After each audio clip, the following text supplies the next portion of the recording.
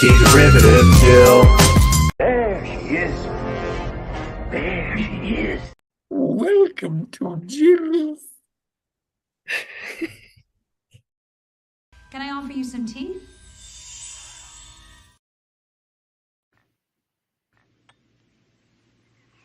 Good tea. Nice house. Would you make me some of that Plomeek soup?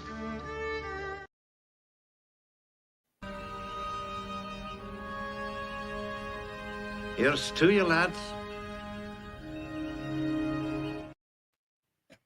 Hello and welcome to Plomeek Tea Time number 82. Today is considered Star Trek Day in Canada. If you are listening to this live stream on September 6th as we are streaming, that means that on September 6th, 1966, Star Trek first aired The Man Trap in Canada a full 2 days before the United States gets it on September 8th, which is considered Star Trek Day.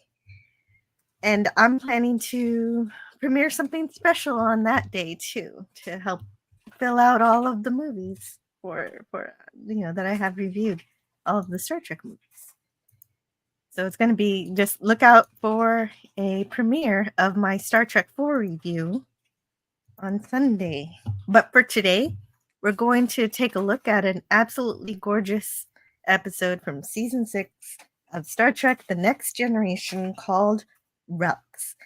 This episode, it makes me laugh, cheer, even tear up a bit. And the characterization intermixed with the science fiction concepts is just perfect to me. Everything I could ever want. And the original series character, of course, that they brought back for this episode was Montgomery Scott, played by James Doohan, who was also Canadian. So it really works perfectly for today. So I wanted to welcome to the panel Scotty R37, also Canadian. I am also Canadian. Thank you so much for having me. And happy Star Trek Day, Canadian Star Trek Day. Right. Yeah, the distinction is important. You were just saying backstage that not a lot of people acknowledge it as such. Well, yeah, no, I know. It was aired on CTV 2 days earlier, and so I take a little bit of ownership to that. But also, come on, the captain of the Enterprise is a Canadian, or at least portrayed by one, and so was the chief engineer. So happy. The Canadian representation on Star Trek is a well-known part of the lore. Yeah. So Relics first aired on October 12th, 1992. It was written by Ronald D. Moore and directed by Alexander Singer. Oh. And it was good that it was written by Ronald D. Moore. It was originally slated for Brandon Braga to write it, but he was like, wait a minute, I can't write it. I don't know TOS as well as Ronald D. Moore does. So back then they actually cared about if you knew Star Trek when you wrote Star Trek. So Ronald D. Moore actually got the job for it.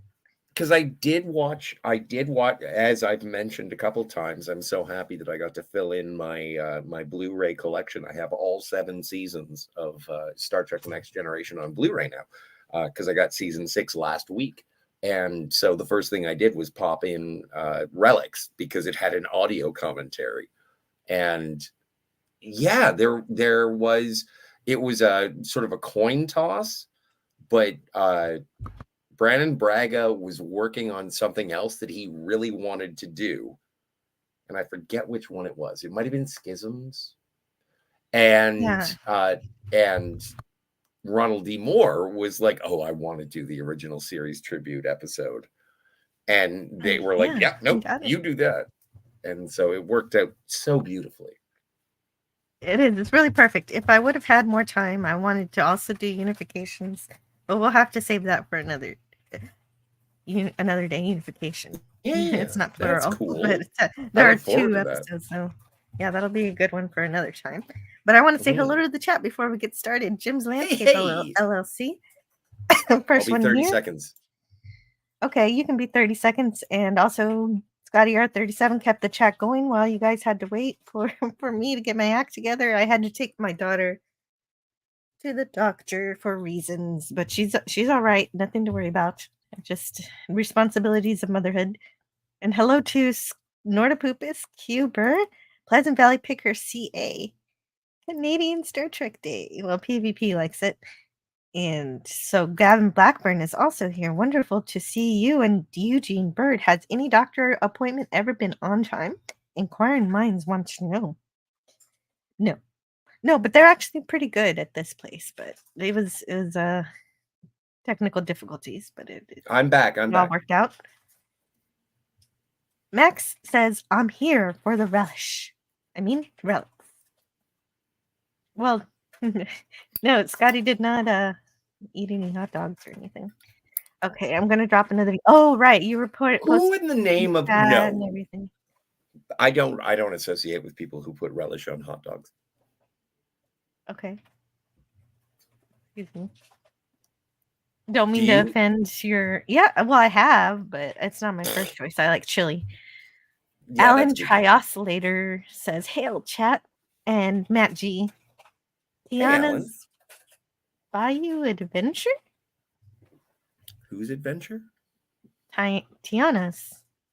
Tiana. But also, Taylor Swift, greater than Disney, Star Wars, and MCU, and Doctor Who, is also here. So, and also, whoa, hey, Tony's here. Tony, hot diggity. Tony. Hello, Tony. Hello. We're going to talk a little Star Trek here, but first I'm just greeting the chat for a little bit. It's great to see you, Tony. Edge of Time, hello. I'm alive.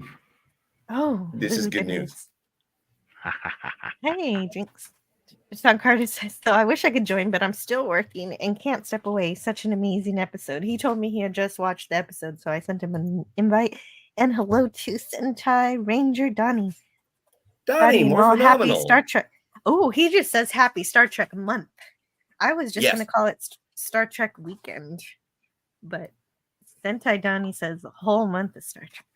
I'm kind of with Donnie on that one. Hope everyone is well, despite the passing of Deep Space Nine's Vic Fontaine himself, James Darren. Yes, thank you very much for remembering James Darren. It is, that's awful when we lose someone, but he gave us lots of great gifts and made Deep Space Nine even better. Well, I think so. I think so as well. Like, he was concurrent with the Doctor as well, right?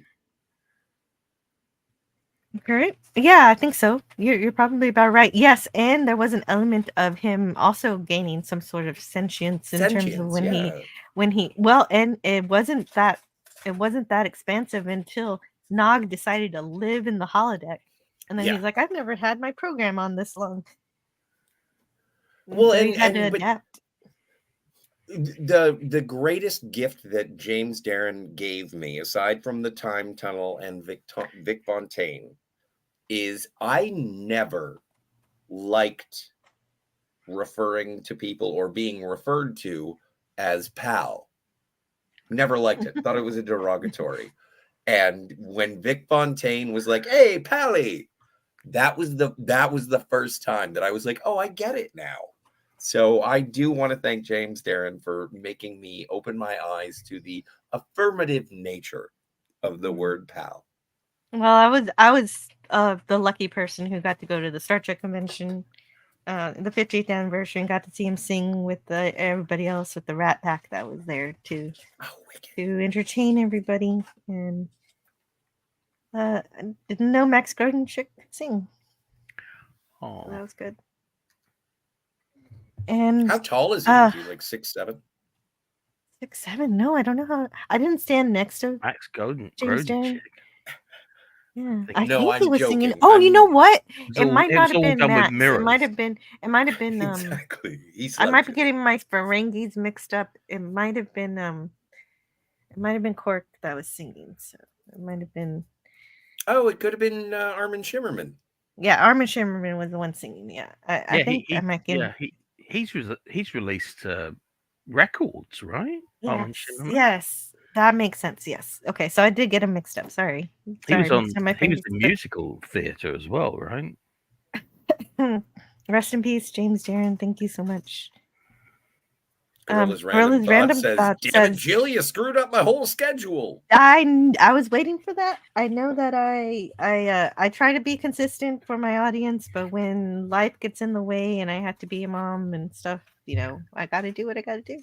I'm so sorry, Gorilla, for messing up your schedule. Yeah, it's probably gonna mess up our Walton stream today, actually, but Oh, I I'm guess sorry. you got to look after the little ones, so that's Oh, look, more we important. got a party for Montgomery Scott. Look at Boy. this. We got Naladoc too. Hello. Naladoc! Hello to Hey. Naladoc. Wow. Hello to PvP.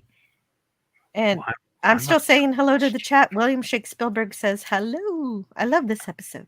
Who doesn't? Ooh. Yeah, it's a good one. Real good one. Yes, this evening marks 58 years since the original Star Trek series launched on CTV in Canada. True story. I didn't know about Canada Star Trek Day until I met this Scotty, Canada's R37. not a real place. It's not. It's imaginary. It is, and it's totally imaginary. Like the Ukraine. Candyland. More like Plomeek supper time. Well, I mean, 22 in the UK. Yes. Well, Neil Young wrote that song, didn't he? Sugar Mountain, obviously, with the yeah. Where you going with that? I don't know. I don't know. I was just thinking the whole it's a whole Candyland motif that Well, the Canada Candyman has, can. yeah, because obviously everything's Max gets it. everything's free there. Yes. Well, no, Right. nothing is. No, we get taxed up the yin yang. We get taxed up the NCC 1701. Not much different than most Yes. countries. You got taxes, you got things you have to pay. Yeah. Well, Yeah. and that's why we're here on Canadian Star Trek Day. That's is why to we're talk here about to taxation. celebrate Jimmy Doohan and forget about taxes. And all that Yeah. other Damn crap. Yeah, right. let's forget Damn about right. taxes. This episode is fan service and done right. The series didn't lean on Scotty because it was failing. It was standing on its own feet. And they did it just because they wanted to. Yeah, that's exactly what the production notes say is that Mhm. at first they tried to keep away from talking about TOS because they wanted to set their own name, prove themselves. And by season 6, that's already been done. And so they felt more comfortable doing something like this. Well, they did have the episodes. What was it? 2 episodes with Nimoy? Unification. Yeah. Unification. But that So, was you know- after this. Really? Was it after this? No, it was No. before this. No, it was before. It was before Yeah. because My it was mistake, kind my of mistake. it aired Was sort it of around. Season? Wasn't Unification? Unification season 4 or 5? Something around Yeah, in there? 5. or- 4 or 5. Yeah. 5. Yeah. Okay. Yeah. It aired As much somewhere as- around Roddenberry. You guys don't know this? You call this a Oh. Star Trek channel? It's You 5 don't o'clock know. in I the don't have PM. I don't have everything. No, this isn't a Star Trek channel. This is a Jill channel. Yeah. We claim Okay, to be okay, with experts. 90% Star Trek related content. Netflix and Jill. Netflix and Jill. Actually, we're gonna start that. Oh my That's gonna god, be a I new love series. that. That's okay, I'm stealing that too. You can't steal it. Uh, Jill is part of the title. It's trademarked. Right. Wait a minute. Why is Gorilla taking my nerd card? I don't understand. I'm What not. did I do? Well, because we're supposed to know the seasons and everything like that. We are actually sort of floundering. But it was posted several minutes before we did that. Canada, Right. who cares? Because FKHC 2005, who has a name having to do with hockey. Is that a And hockey name? I Someone think just so. got I think I told. looked at. I think that's probably the joke. Right. I was sure that I went to his channel before and I saw hockey. I could be wrong. Thank you. I think the Thank one you to down, the William one Shakespeare. downside, Yeah. the Yeah, one it is. downside to Relics is it meant we were never going to get another series of Jason of Star Command. Oh no. Our you know. command. What? He's drinking the water. Don't go there. It is Right. brown, which is rather unsettling. And I want to Jason, the thank. Star Command is way before your time, but James Doohan was in it Oh, Okay. okay, cool. in I the wanna thank 70s. It was a William- Saturday morning show. I've never Oh, seen it. not a cartoon. Okay, Filmation. live action. Filmation. No, it was a cartoon. It wasn't a cartoon. It was live action. It span So- out of yeah. show called something Academy that I'm Yeah. drawing a blank. I used to watch them when I was a kid, but Yeah, they were Wasn't funny. Wasn't Jimmy Doohan in Homeboys from Outer Space? he should have been if he wasn't. I think he was. Well, what it was I think Jimmy Doohan was in the pilot. It was a 5-part pilot, and then he quit, and they replaced him with a guy with a similar moustache, much slimmer, but with blue face paint on. And it was like, oh yeah, this is definitely the same character, right? You know what? This is a good idea. Let's talk a bit about James Doohan's career outside of Star Trek and his life. If anybody knows any details, should we besides go the fact right that after back? Star Trek, he Right back to yeah. WW2. But before, Oh yeah, we're gonna do that too. But before that, I just want to thank William Shakespeare for becoming a sponsor at the Plus C Nation Integrators level. Saddle up. Lock and load.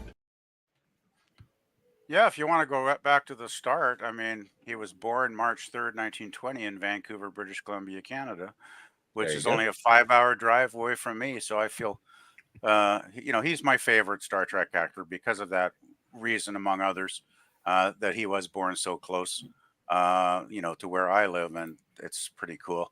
So yeah, I'll always claim Doohan as a BC boy, because that's where he originated. Nice. Well, okay, you got past his birth, so I also need to thank Nolodoc for becoming a sponsor too. We gotta play a clip. We gotta play a clip. Now we go together or not at all. Don't be a fool. Well, we're here together, and that's what's important. He was the youngest of four children.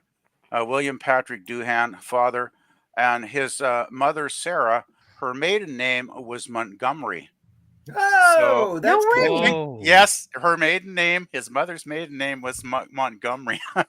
So I think we know where Scotty's first name came from. Yeah, I wonder if that Doohan- was.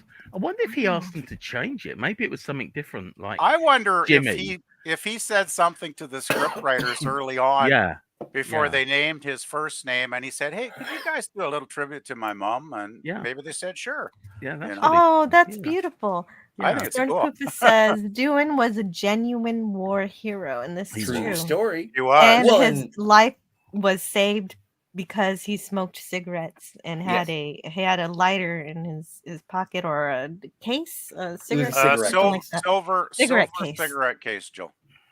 Thank you. And I did some so research last he night. got some he got some friendly fire upon him. Oh, did he and- ever? yeah. Yeah.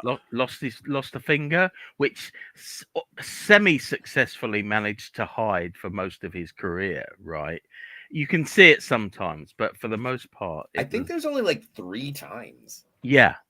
The most famous one, the one that I remember the most, as I touch my left ring finger, which is the one that I think he lost, is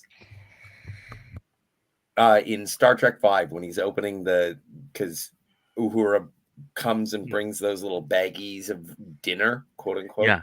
And then he opens it, and you can clearly see he's missing the finger there. Mm. Part of the reason why I like Star Trek V so much is because how relaxed everyone is in that movie, and the ironic when you interactions think who was Scotty directing it. and Uhura. Ace, come They on. do, like, I know it doesn't make much sense, but it touches me to a certain No, extent. yeah, definitely. Just seeing friends get along is one of my favorite things about watching those Star Trek movies. Yeah. Hey, Kim. Shatner gets along with everybody. Yes, hello to whether they him. like it or not. Yeah. Well, you're not like him. I'm like 5 hours late, so you're cool. That's like 2 hours early. I was shocked to see you on, Jill. This is unusual, is it not? It is. It's extremely unusual. I usually stream around 11 or 12. Yeah. But I couldn't today. And so Yeah. I had to do what I got to do because it's Star Trek Day. Yeah, I can't that not was- stream. Yeah, you're like 5 hours later than usual, I guess, Jill. Yeah. Basically. Yeah. Hey, I just put Or something Star in Trek private. Weekend. I put something in the private chat there, Jill. You might want to check it out. It's Ooh. got a nice picture of Jimmy when he was in the service during the war, and it's got a lot about his World War II, experience. If you want to check that website out, Oh, that's a great picture. Isn't it awesome? That is a great picture. It looks like it was taken yesterday. Yeah, he looks so young there, doesn't he? Yeah. He looks like a mere boy. Oh boy, that's a great. I found it just this morning actually. I thought, oh geez, I got to send this to Jill for sure because I know she'd enjoy it. So yeah, all his early life, and he was a remarkable man, though. I mean, they stormed Juno Beach. That's a photo of the Canadian troops on Juno Beach on D-Day there. Yeah, he got shot. I think it was 6 times, 4 in the knee, once in the cigarette case, which would have been fatal if he hadn't had that in his shirt pocket. And then, of course, he got the famous finger blown off. Yeah, being shot in the cigarette case is the worst euphemism ever, right? But he's so lucky. I mean, we might never had our Scotty if he hadn't been smoking. Right? It's just amazing. He led a very charmed life in a way. Somehow things just seemed to fall in place. Not that he didn't deserve it, because I mean, he was a war hero and he worked his ass off. But damn right. Well, and also, like, he was such a he was a lifelong friend of Gene Roddenberry. There are productions outside of Star Trek that James did. I feel weird calling him Jimmy, but I'm going to call him Jimmy. But like Jimmy and Gene were the peas in a pod. They were friends. And he, like, Jimmy was in The Lieutenant. He was in Star Trek. He was in Pretty Maids All in a Row. Like, I've seen home movies of Gene Roddenberry on his boat. Yeah. And James Doohan is there, and he's actually, steering. And it's rad. It's so good. Yeah. One of my favorite stories, and just so I can shut up for a while, but one of my favorite stories about James Doohan is his convention interaction with a person who was basically sending her suicide note. And Gorilla's Random Thoughts mentioned this. He saved a girl from self-deleting. Yeah, but I'm an adult, so I say suicide. And he made a pact and a promise, and it was like, you know what, you better be where I'm going to be. Come meet me. And it was like 8 years later that he found out that she had graduated from an engineering program. Wow. Yeah, she got a letter sent to him 8 years later, Scotty. That's correct, yes. And she did graduate with an engineering degree. I think it's totally awesome. Yeah, but not only awesome, but it's also it's touching because it comes from an era where people really had an effect on one another. It wasn't social media sniping and everything like that. It was like an actual, hey, how are you? I don't know. Maybe I'm being sorry, sentimental. No, you're doing great, and you're really helping me out because for some reason I can't stop coughing. Oh, well, that reminds me. I have to get another pack of cigarettes. I'll be back in a second. You guys hold the fort. You're still smoking? Well, I know, I'm pushing the limits. Dedicated smoker, aren't you, Scotty? Oh my God, I thought he quit a while back. Yeah, I keep hoping he'll quit one day, but oh well. Yeah, he sleeps inside that cigarette case. That's why he's still alive. Oh, that's it. Yeah, maybe that's it. Yeah. Well, thank you for doing research on James Doohan. And Scotty. No, I'm not. I don't know what's going on. I did so much research, I'd probably bore the hell out of you guys if I read half of it. So. Well, you don't have to read anything. Just anything that jumps out at you. Are your favorite bits? Yeah. Just a couple more things before we get started on the episode. So well, I can get over this coughing fit. There is the one story on the World War II website I sent you where he eventually ended up flying planes, I guess, in 1945, and he became known as the craziest pilot in the Canadian Air Force because Wow. he did this one stunt where he flew between two poles, two upright poles, Oh and my he flew God. right, and they were close together, and he flew between the two of them. And they said, "Why'd you do that?" And he said, "Oh, just to prove it could be done."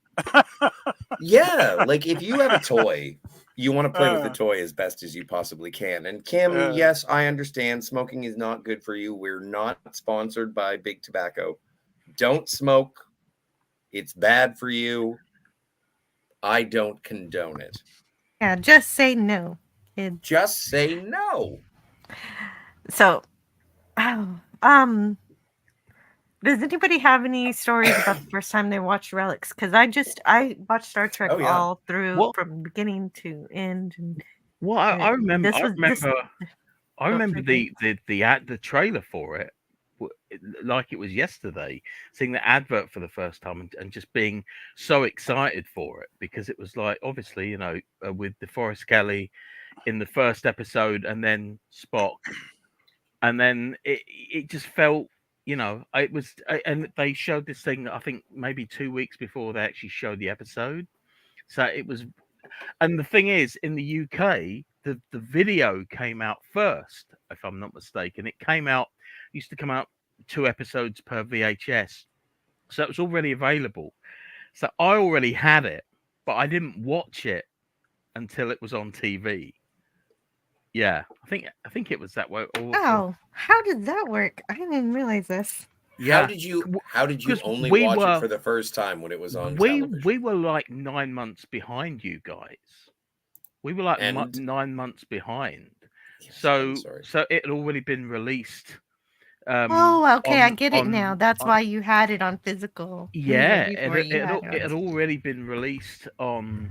If I'm not mistaken, I might have got it conflated with because I know season 7. I saw And- most of season 7 before it was on TV because it was, and you know, Oh, well.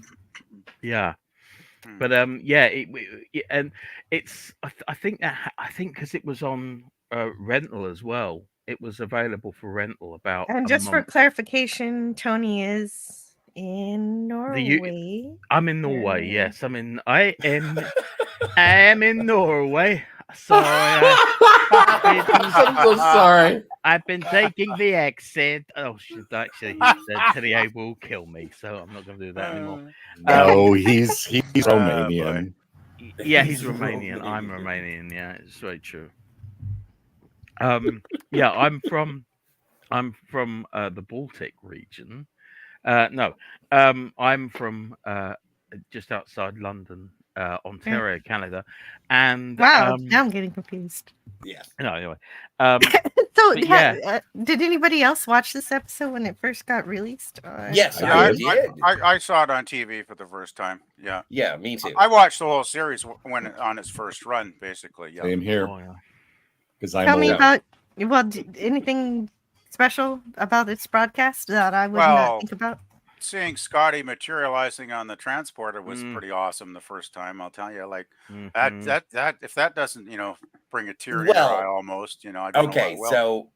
so here's what, and this is why I'm a bolt counter when it comes to Star Trek, is that they Them bolts.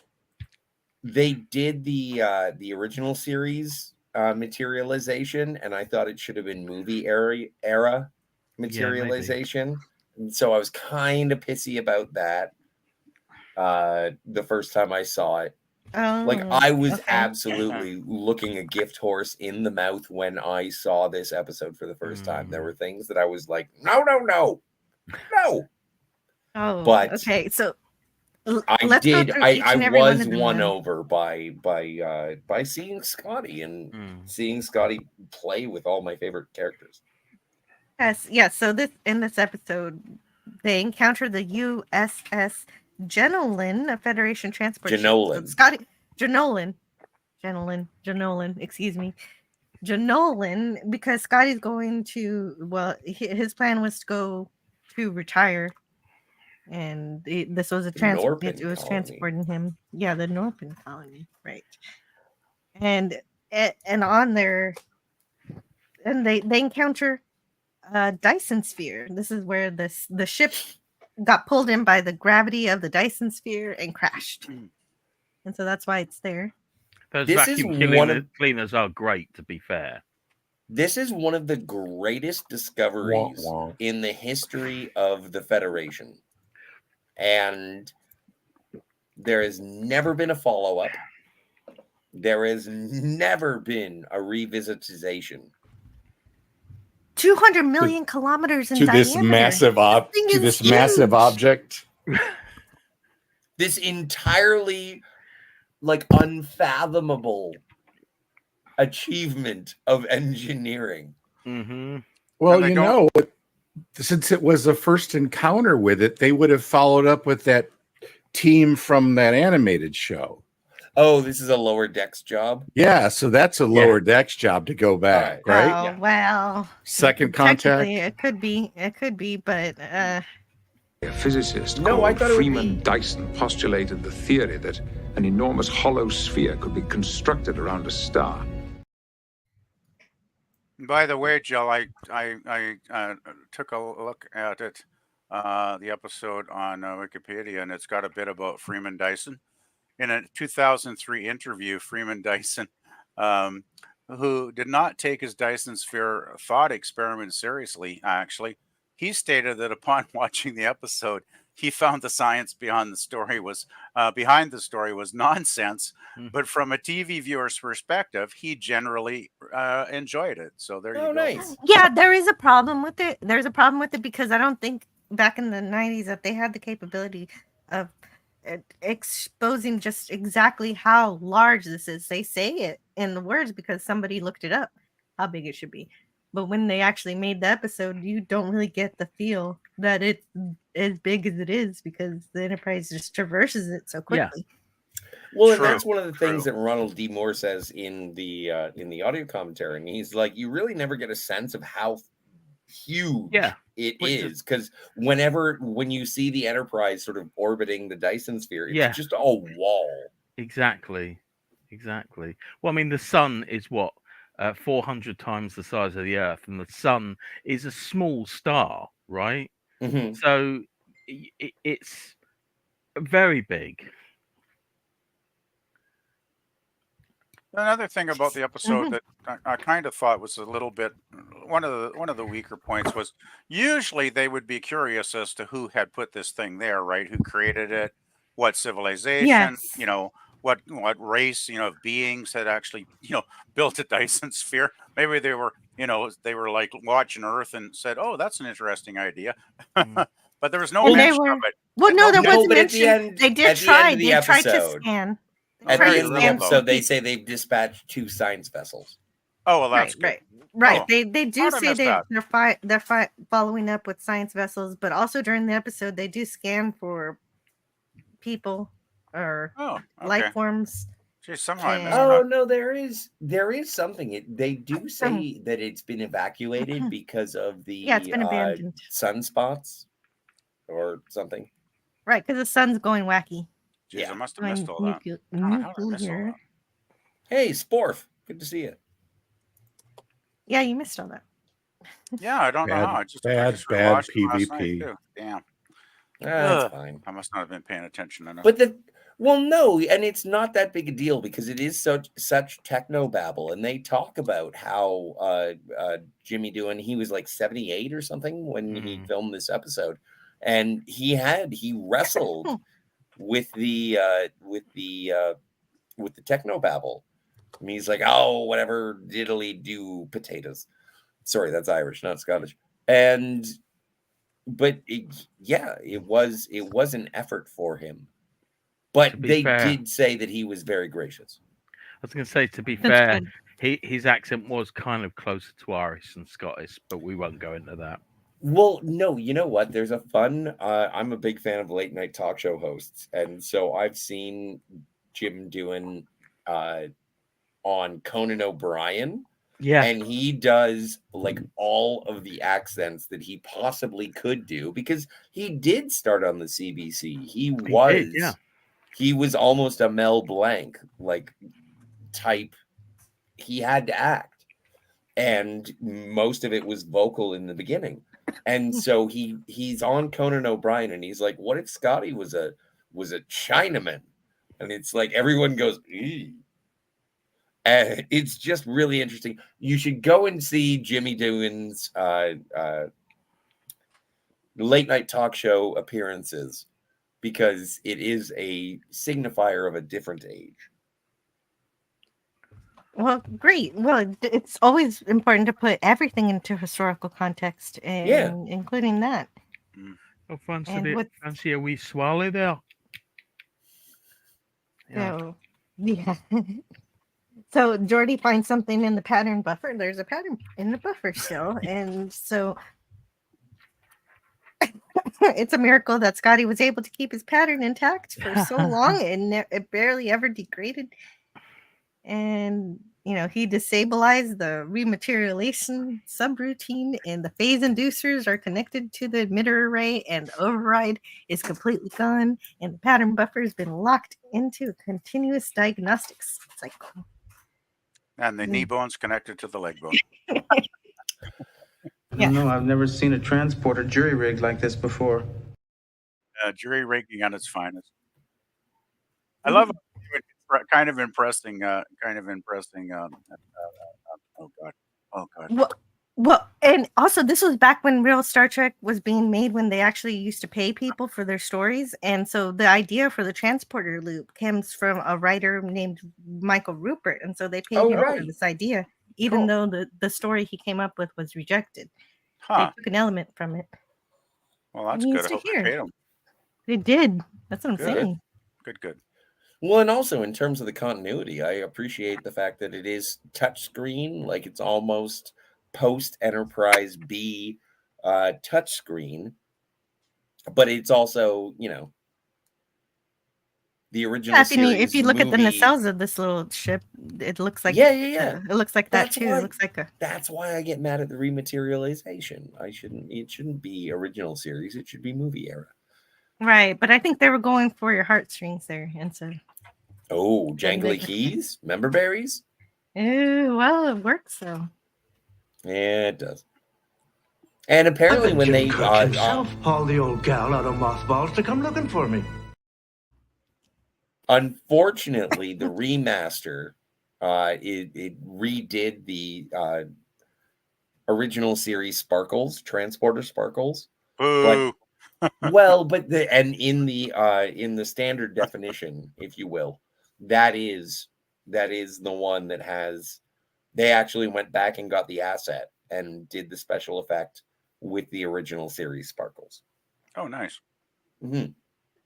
Oh, well, I do love the sparkles and the glitter and all that. You should always try and preserve and respect the original work of the original, producers of any show, I think, really. Yeah, but they didn't, because this is a movie era, and they should have done movie era rematerialization. Yeah. Okay, it's like 15 seconds of the episode, so. Oh, but you're picking even hairs. Less than that. I'm picking hairs. It's nitpicky. Why are your hairs better than my hairs? Nitpicky time. Well, picking hairs is what being a Star Trek fan is all about. This is true.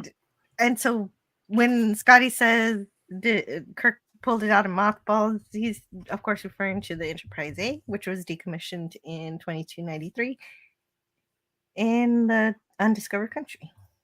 But of course, this conflict. This is the conflict. Go ahead, Scotty. Go.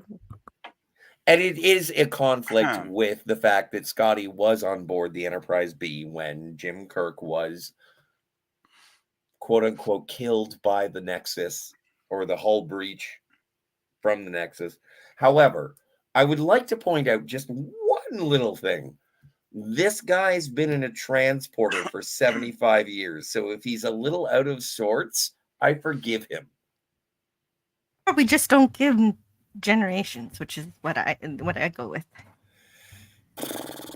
So I want to thank you. I want to thank RRTNZ from New Zealand. So I guess it's Zed. Silly science aside, this episode is fun and heartwarming for all Trek fans. To see Scotty back on the Enterprise bridge, no complaints from me. Live long and prosper. I don't think he ever gets to the bridge. What do you mean? He's on the bridge. He's on the bridge in the on the holodeck. holodeck. Oh no, I mean the bridge of the Enterprise D. Oh. Well, if he does, they don't show it. No. They don't show it. I imagine Picard probably walked him up there at one point, but they've only got You're so many right. That minutes is in the that is episode. a huge. That is a gap, Oh. though. Yeah. But you know what? There's lots of gaps. Like you want more from this episode. It's so good. You want more. Like you want. I want Scotty to use Scotty- a phaser. It doesn't happen here. Right. Well, that would be good because Would he be would good. he would geek out. He would geek out about how much it's advanced. About I want to see everything, Scotty really, in a and how Jeffries tube. Doesn't happen here. No. But I also want to see Scotty in a scene with Worf and No, becoming that friends makes with Worf. fun. No, I'm absolutely fine with it. Like it is one of the only acceptable times in television history Mhm. that everyone is okay with racism. And it's like Scotty doesn't like Klingons. It's just he Well, doesn't. It's not no, that no, you're he okay doesn't. with it. It's just that there's an ongoing conflict, and so that's something that he's tense about. Yeah, Well, the no, thing but is- Scotty's racist against Well, Klingons. he's not racist. There just were no Klingons serving in the Federation at that time Right, because the he's Klingons not. are still enemies, right? When he was Exactly. alive back That then. is the correct answer, PvP. But I want to play a video for RRTNZ and No, never give up, never surrender. Thank you. And so let me see where I am in the chat because I don't want to get too far behind. Everybody's really excited about this episode, and I want to make sure Well, they it's a get great their say. episode. Ezra Bridger, it is from the USS. Janolan. Thank you. Janolan was a freighter, so she may have had an older model of the transporter, hence the OG effect. All right. Poopus, Oh, I'm sorry see, for yelling. I love you, Snortopoopas Cuber. I'm sorry for yelling. The Dyson Sphere is in storage with the husk of the Doomsday Machine in orbit around the planet of the Guardian of There you go.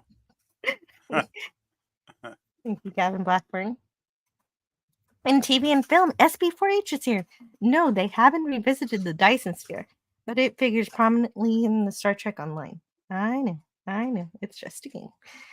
Well, I can imagine there are a lot of good storylines in Star Trek Online that I would like to see. But this Dyson Sphere could have even been around a dwarf star. Is that ever mentioned anywhere? Yeah, then it could have been a smaller Dyson Sphere, but they specifically say it's 200 kilometers. So 200 kilometers. That's the width of a Dyson sphere? oh, this particular one. No, it's not 200 probably had a- kilometers.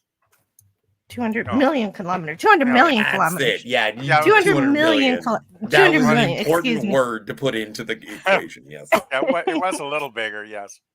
Just a little bigger than 200 kilometers. Yeah, that's right. 200 million. I don't know why I always forget to say million. You're usually so good at math. Usually. Yeah. Jill, how late are you planning? So I know when to schedule tonight. Well, however long it takes. Well, no, later we'll than be out 7:30 Central. before Friday Night Frolics. Yes, we'll be out before Friday Night Frolics. No, but we got to do Walton still. Not live, kids. Stop it, says Tetrazonic. Hey, Tetrazonic. What? Tetrazonic. Hi. Hi, Yeah, hello. I don't know what that means. Oh man. I knew Kirk was dead. Well, yeah, that's the I still think he's allowed to be a little, groggy from the 75-year-old transporter buffer situation.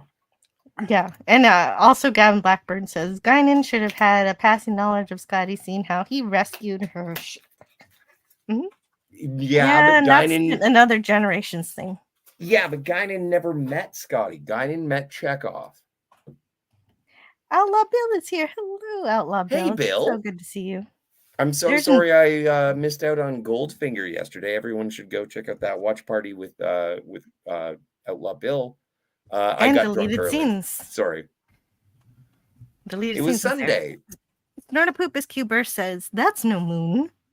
It's a Dyson sphere. And so let's continue that Very big. episode. So glad we took care of that little thing. Because if you're gonna get upset about things that happen later, even though they happened before, you get mad at the later thing, not the earlier thing. It's the job of the later thing to look at content that was already made and make sure everything lines up. Well, everyone makes fun of it, but everyone accepts it. Is when Right. Khan says to Chekhov, "I never forget a Yes. face," and it's like Exactly. everyone skips over it, and we're fine with it. We don't really care. Well, I we think rationalize it, and same thing we do here. Don't most fans have a headcanon of some kind, though? Like, Chekhov probably was working in the lower decks, or he hadn't made the bridge crew yet, or, Well, yeah, Khan, but that's maybe exactly. Khan was taking a leak or something, and Chekhov happened to get to the next urinal, and they glanced. Oh yeah, no, I've heard that one too. That's funny. No, but you that's can the make up thing. anything, right? And that's where I come up with Scotty's just groggy. It's 75 years of sobriety, Scotty. No, but as far as he's concerned, he's still hungover from the last right. He doesn't feel the time that passed, and he's trying to save Franklin, but his pattern degraded by half. He's gone. He was a good one. This episode came out right in my absolute infatuation with Star Trek, specifically Star Trek The Next Generation. I went to a bookstore and I purchased the novelization for Relics, and I read it, and it does sort of expand on the relationship between Franklin and Scotty. And he was, again, he's sort of he's on his way to the Norpin colony, and he's reminiscing upon his life, and he feels old, but he's talking to Franklin, and Franklin is an engineering genius. And Scotty is like, you know what? I have hope. I have hope because I can see that there are people in the galaxy who are going to carry on my love of engineering. And so it is a little bit more bittersweet when he refers to Franklin, and it's like, oh, it was genius to do that. And he's like, only 50% genius. Franklin deserved better. Yeah. Well, so he was only 50% brilliant. Franklin deserves better. And that's so Scotty. It's so good. One of my favorites. I'm so glad you mentioned it, because that is how he is, and his love of engineering goes beyond just a career for him. It's not a career for him. It is who he is. It's a passion. It's a passion. It's his entire life, really. Well, it's like in The Trouble with Tribbles, when it's like you're confined to quarters, and he's like, "Thank you." It'll give me a chance to catch up on my technical journals. Exactly. So great. Yeah, that's a good way to put it. And this episode's so beautiful. I laughed through it. Yeah, it's fun. It's just amazing. You know that Scotty just wants to know everything that's changed, everything that's upgraded, and he's excited to hear about everything. And yeah, because there's finally things that are new to him, and it's been a long time since anything was new to Scotty, right? Right. It's that curiosity, that's the thing. It doesn't matter if you're getting older. If you can maintain that sense of curiosity and wonder about things as you encounter them, that's one way to maybe physically you can't stop growing old, but mentally you can try your best not to. And so, Sabine Wren, there's less than 0.003% signal degradation, says Kimberly Ann Hart. No, at Scotty R37. Goldfinger was just yesterday. Thursday. I have no sense of time. I apologize. I am groggy because I've been in 78 years of transporter buffering. Oh, a few more years than Scotty. I thought it was 78. Wasn't it 78? Well, maybe they were just. It says. Could someone survive inside a transporter buffer for 75 years? 75. And if we go by Price is Right rules, I lose because I went over. Uh-oh. Yeah. Poor Franklin. OmnicastNet is here. Hello. I don't think I've ever seen you here before. It's Hey, so great to meet OmnicastNet. you. How are Hello. you doing? Scotty will recognize the reused props. Ooh. Yeah. Oh, yeah. Yeah, he would. He would. But he'd want to know how they've been upgraded. And that's his, wait to see the holodeck. You know, if I were a heavier man, Mhm. I would absolutely grow a mustache and be Scotty from Star Trek every Halloween. Well, yeah, that would be a good way to go. He got But splinched, I'm as not Victory Rolling heavy would enough. say. Oh my God, I haven't heard the word splinched in a while. You're gonna have to learn what that is in a few weeks. It's from What's Harry Potter. splinched? They have in Harry Potter, they have their own teleportation called apparition, where they apparate, they go from one place to another. But if you do it wrong, you can get splinched and it can actually cause physical damage. Oh no. Yeah. Well, I can't wait to find out. I'm looking forward to seeing broken arms. You're hoping for a lot. Yes. Oh yeah. I don't know why I like this line. I'll say this about your enterprise. The doctors are a fair sight prettier. I love this. This is the moment that I fall in love with this episode. And apparently, originally, they sort of wrote Picard to be stiffer, and Scotty was going to be like, I like my captain of the Enterprise better than you. And so it was like a Kirk versus Picard thing. And they tweaked it and they made it so that Picard was a fan of Scotty. And it was like, oh, it's so good to see you. Thank you for being here. Jesus, I can't believe this.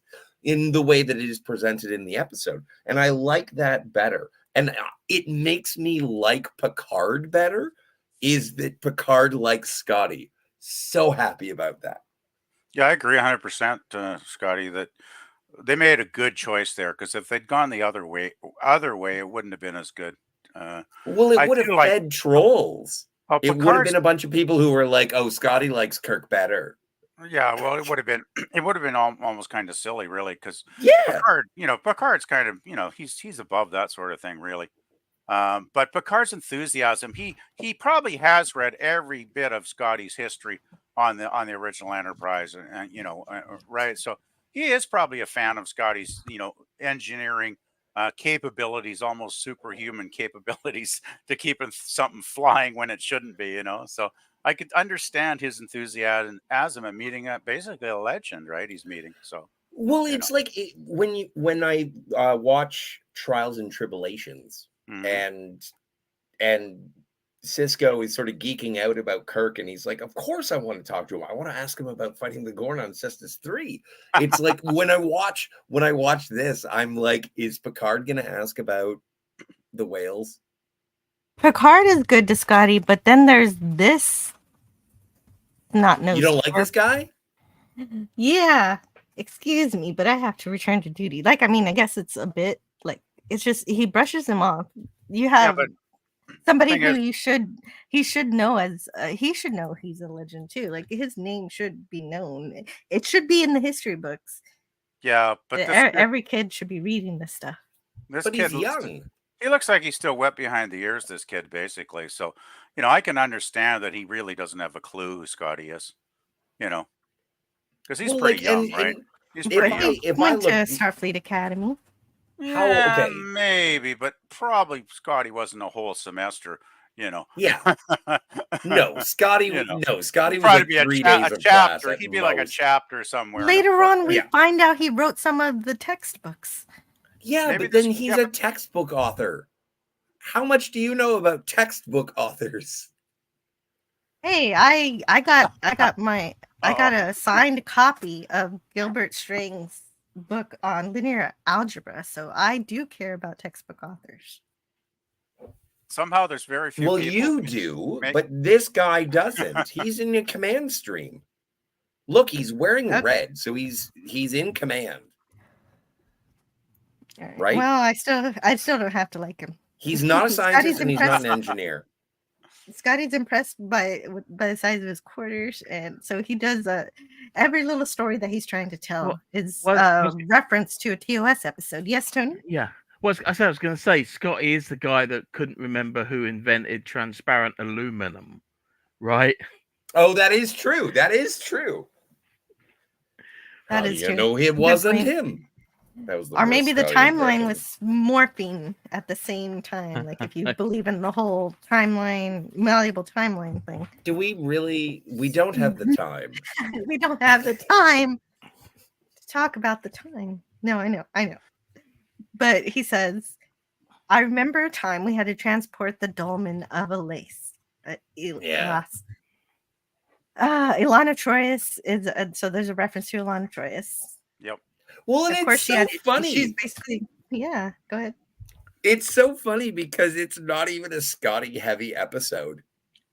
Like Ilana Troyes he was there. Yes, no argument. But it's not like it was. If he had referenced the Lights of Zetar or something, I would have been like, "Oh, okay, yeah, that makes sense." Because that would, or like a Wolf in the Fold.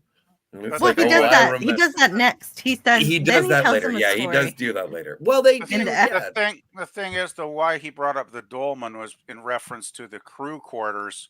Yes. You know, being so enormous on this Enterprise as opposed to his Enterprise, and the dolmen was bitching and moaning, even though she's the biggest crew quarters, the Uhura's, I believe, if I don't, I'm mistaken.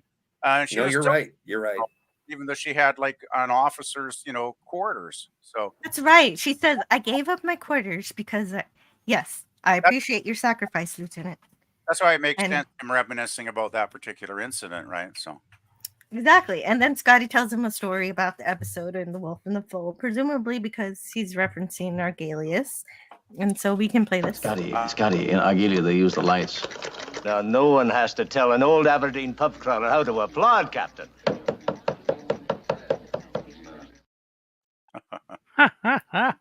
So good. That's great. Scotty really is. He really is one of the. God, they're all great characters, but there's something heartwarming about Scotty. Oh, damn right. Just a little extra special heartwarming as a character. I guess he's kind of one of the more down to earth characters. He's very similar to O'Brien, isn't he? Like that. Yes. Yes. I often liken Scotty to O'Brien. I think O'Brien is the everyman, and I think Scotty, on retrospect, like it's also, you know what, guys? Can I see you at camera 2 for a second? Like it is a little weird that my name is the character name of a Star Trek character. So when people talk about Scotty, I'm like, am I living up to Scotty? No one's living up to Scotty. No, I know it's impossible, but imagine how hard it is because my name is Scotty. I don't know. Have you ever reversed the polarity? I've never reversed any polarity ever.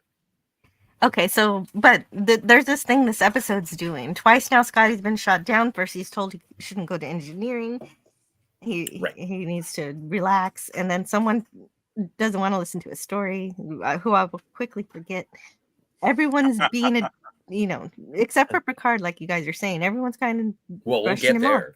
Yes. Yeah. And I bet by now, he's feeling out of time and place. He's feeling like a relic, isn't he? Basically. Yeah. Exactly. Roll credits. And well, then that's true. And then so he decides to pay a visit to engineering because he believes this is where he's supposed to be. Yes. He can't help it. And then he acts like your parents using your computer. Yeah. Oh. What's the password? Hello, computer. Computer. Ah, nice. But LaForge isn't very patient with him. Like, he's always very nice and kind to everybody, but here he's just really overly stressed. Very well, but I can get that. I understand that. I've worked in places where, like, the previous the person who I hold a position, and then the person who held that position previously, they come back and they're expecting to be a rock star. And it's like, you know what I would do, you know what I should do, and it's like, you know what? I am actually doing what I do. Get off my lawn. I'm busy. Yeah. And so I get this. I know Geordie is short with him, but he does revere him. Oh, yeah. Not yet. Like, they have to have this drama scene first. Yeah. They have to get into a fight before they can be friends again. And I do love it. There is a moment where Geordie pounds the console, and I love that moment from LeVar Burton. Like, as an acting he should choice. be seen.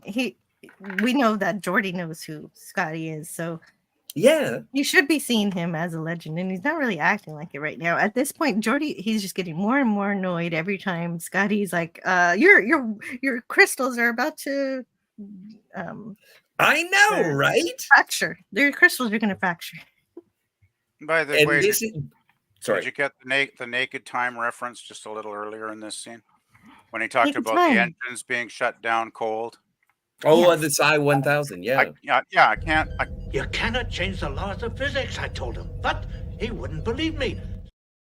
Thank you, Jill. Scotty, I can't change the laws of physics. Yeah, when I watched these great little references all through the episode, I really, really think are awesome. They really are. When I watched it again, I was like, why didn't he bring up Star Trek 4 with the recrystallization of the Klingon would have known about that. Like, is there no way to recrystallize? We can't even do that in the 23rd century. So this would be an amazing find for him. Recrystallization within the dilithium cradle? You must be daft. Yeah, exactly. No, it's incredible. It's good stuff. But I want to say hello and goodbye to Penny. Later, y'all, going to a baseball game. Ooh, hey, you nice. enjoy that baseball game. That's Have awesome. Fun. Oh, hang on a second. I got a clip for that. Got a clip for everything, Scott. No, it's not my catalog. Jill, keep going. Okay, I am. Scotty would have had entire books written about him. Yeah. Yeah, exactly. That's right, Snorapupus Cuber. Kids would be doing reports on biographies about Montgomery Scott and everything he's done and how many times he is using my game. He's young and ginger. He will have a hard life anyway, says Cat. But no, it's the 24th century. That doesn't matter anymore. Do you have Death to the Opposition? No, I don't. I should. All right. Sorry. No, I'll get it no for big you. Deal. I had it. Actually, I have it somewhere. If I get a chance, I'll upload it for you.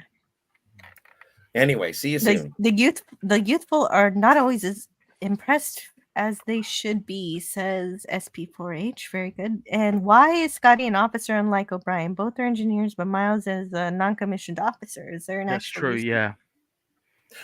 You know what? It seems to be the career choice of Miles. Miles didn't want to he didn't want to be an officer. Yeah. Ever. Yeah. I mean, that's true for the Navy in general, isn't it? A lot of engineering duties on today's naval vessels are filled by petty officers and chief petty officers. They tend to be even more specialized than the officers. Oh, yeah, totally. Has Scotty R37 ever cold started an engine? I live in Canada, so yes, most of my engines are cold when I start them. Oh, boy. There you go. See? Well, we found one. And hello to Adam Gray. And I am not a nugget. Blackheart. Are they on shrooms? Seeing Eric's everywhere now. Yes, every single slide you're going to see will have Eric's. And Eric's protects me for people who don't know. And they're here for the first time. You see Eric's all over as watermarks on my slides so that Paramount doesn't give me copyright claims for sharing their, sharing the love of Star Trek. So they don't like that. They don't like promotion. They don't like appreciation. It's quite amazing how much power Eric's does seem to have over them. It's quite impressive, actually. Apparently, you know what? And Tony, maybe you know more about this than I do, but they're going to be making Eric's and what is the cat lady from the animated series? They're making action figures. Oh yeah. Morass. Yeah. So I gotta get her. If you guys want to support anti-derivative Jill, you should buy her an Eric's action figure. In fact, you should buy her an Eric's and a Morass action figure. Oh, we know where this is going, Scott. Yeah, we know where this is going. We're not idiots, Scott. We know where this is going. Don't you think you can pull the wool over our eyes a third time? What? I just wanted Eric's. You just subtly bring up the action figure. Oh, maybe we should buy it. And while you're doing it, maybe head over. Have you guys ever seen She-Hulk? No, sorry. It's Star Trek Day. Yeah, well, I had to let you finish that joke. William Shakespeare says Scotty feels out of place in time, just like I do when I try to look at the TikTok homepage. Yes. I avoid it. And hello, I don't even have TikTok. I don't no, do you're it. just on time. We're still talking about this episode, so you're good to go. Hey, and Sci-Fi Sith-Dan's here. Hello. Sci-Fi Sith-Dan. Yeah, that's good news. That's good news. And... Isn't it amazing to see Geordi and Scotty together in the engineering?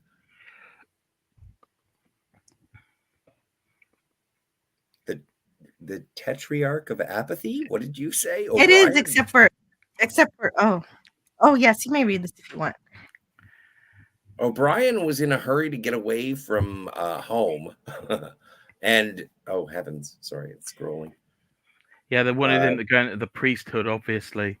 And his dad's expectations, he entered as an enlisted so he could get off-world ASAP instead of 4 years at the academy. Yeah. But I don't know. That sounds cynical. But Chief O'Brien is brilliant. O'Brien. He is. There's a reason why I adore him as an engineer and put him shoulder to shoulder with Montgomery Scott. I put him above Geordi LaForge. Yeah. Sorry. When it comes to engineers, it goes Scotty, O'Brien, Tripp,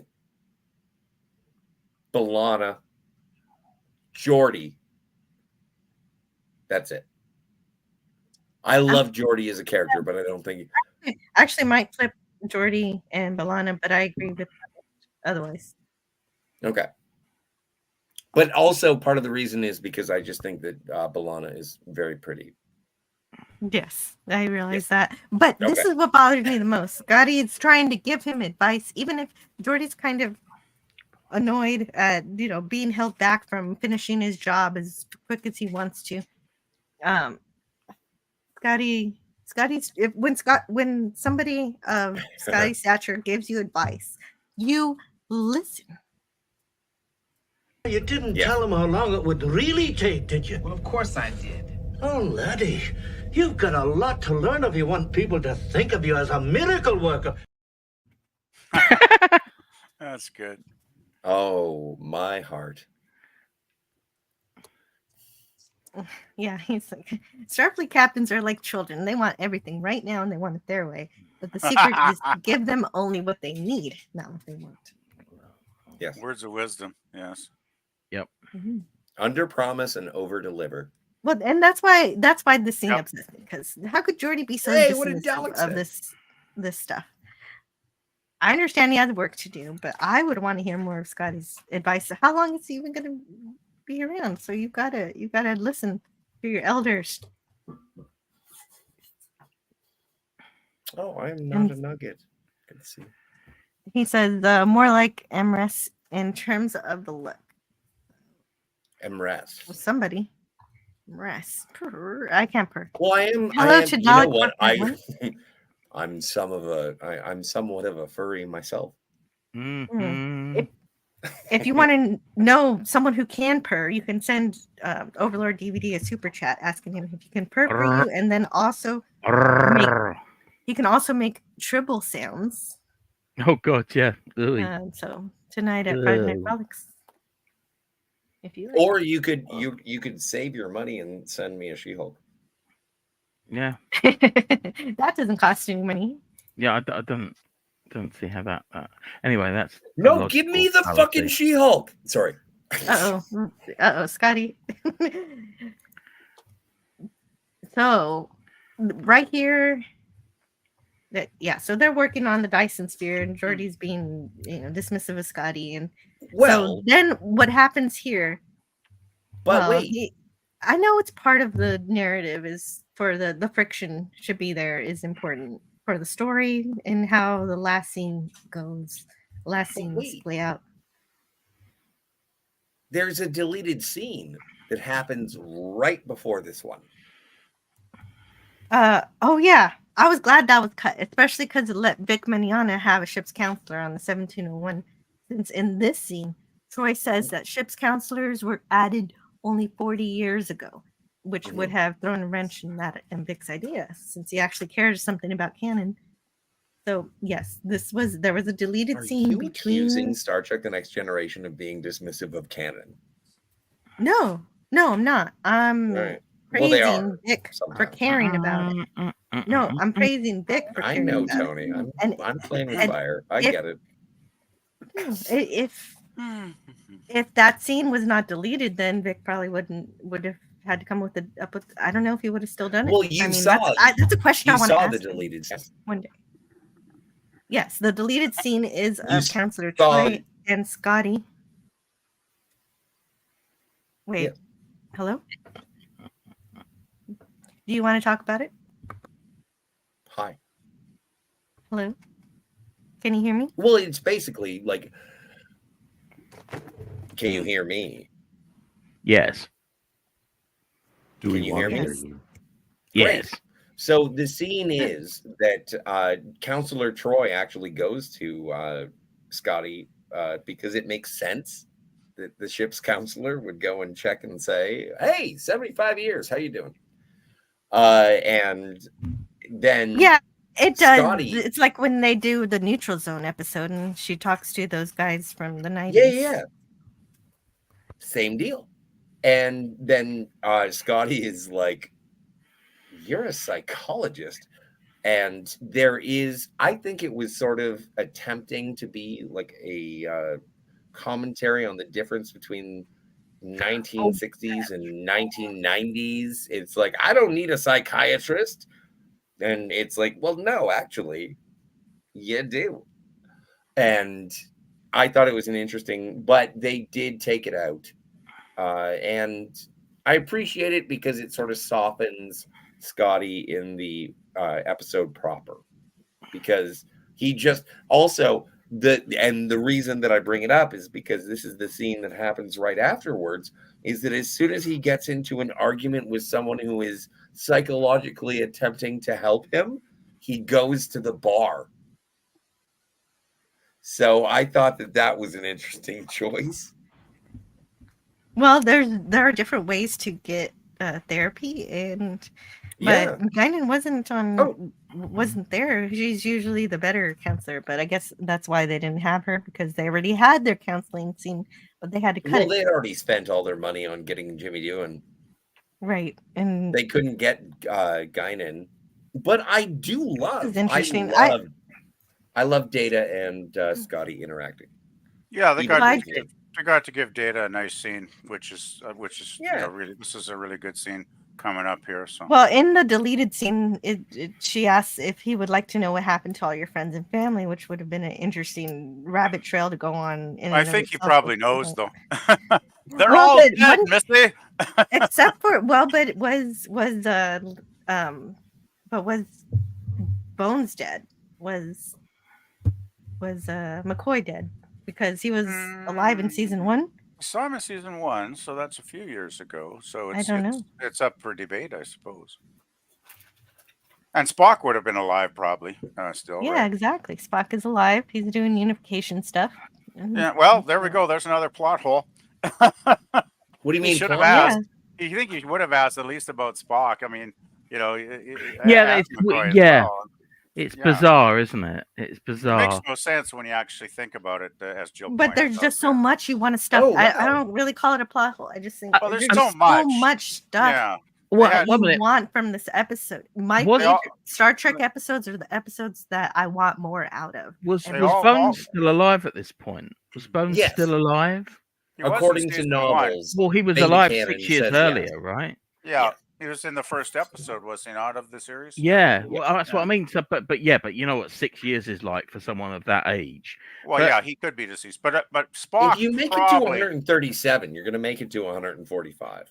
well, Spock would have been alive, I think, unless he had an accident. yeah. Or something, 'cause, Yeah. you know, Oh, for sure. Oh yeah.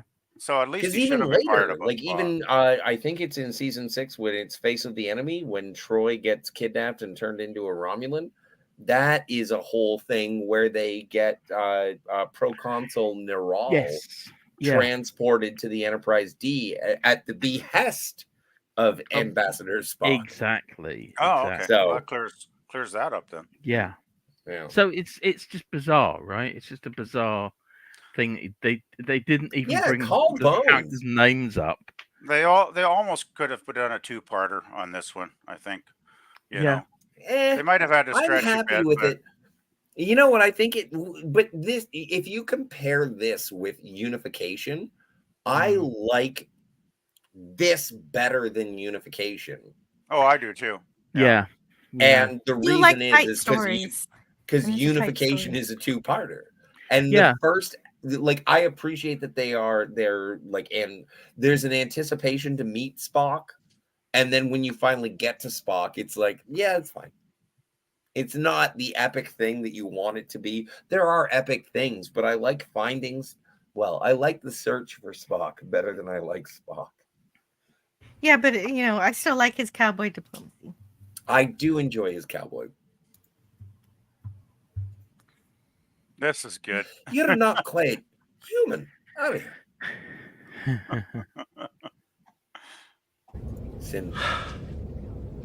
Synthetic scotch, synthetic commanders. Adorable. This is good. Absolutely. This next part is great. A nice little reference to by any other name with the green. It's green. Yeah. It's so. It is green. Oh, and we're having somebody join us at this pivotal moment of the episode. It is Dan Leckie. Hello, welcome to the panel. Dan Leckie, how are you doing? Hey, Dan. Hello, Dan. Hello. Hello. Yeah, good Hi, to hear from you. If you got Thanks, anything Jill. you want to share about the episode, just let us know. Speak up, and we're gonna. Well, continue. I have something to share straight off the bat, which is it's green. It is. It is. Oh, it's green. Oh, I got to play that one too. You're right. Thank you so much for Ah. reminding me. Yeah. I thought you did play it. No. But I have the other one. You got to play the other one. You got to play Play the the other other one. one. Play the other You got one. to play the other one. It's green. Yeah. So Never I'm glad gets you're old. here to remind me. Never gets old. In the writing and the direction, Ron Moore was like, "Can we do this?" And Rick Berman was like, "It's not even funny. Don't do it. Don't do it." And then he kept submitting it. And then finally, Rick Berman was like, "Fine, fucking do it. I don't care." So that's how you win over Rick Berman. Just beat him into submission with repetition. Yes. And this is a Submission really through good repetition. episode of TNG. I always enjoyed this one. Scotty is great. Dalek451, I'm so glad you like this one too. Scotty drinking that high C ecto cooler says, I'm Yes. Yeah. It's Mountain Dew and gin. Kimberly Anhart says, Balana Torres just wanted to take care of the engineering again. It Well- yearns to me again. If I'm engineering, Belana Torres can take care of me. Yeah. See, for me, it's Lursa and Bator. Does that make me does that make me a problem child? No, you're cool because, like, no, absolutely. I fell in love with Klingons the first time when I saw Lursa and Baator. Of course, boob windows do a lot for a pubescent boy. But when I finally found a classy Klingon, and I guess maybe I'm a little bit racist because she's half human. But no, B'Elanna Torres, I was like, oh my stars, I want to be in the back seat of a Delta Flyer with you. Oh God, yeah. That's all we need to know about his fantasies there. Hello to Not Brian. How are you? Not Brian. It's so good to see you. Stan Lee is here. Stan Lee, really? Hey, Stan. Hey, nice Hey, to see you, Stan. One or both? Oh, one of the greatest. Thank you, Stan Lee, for one of the greatest Riker lines. I would have loved to have seen Deanna Troi get drunk with Scotty, but I guess it wasn't to be until there's similar carry on in First Contact. Yeah, no, that's a good call. It would have been nice to see them. I do think that Troy should have been a bigger influence in this episode. However, I also, like Jill, you and I talked about this, and it is an episode about engineers. And also, there's no time to argue about time. We don't have the time. The answer's both, by the way.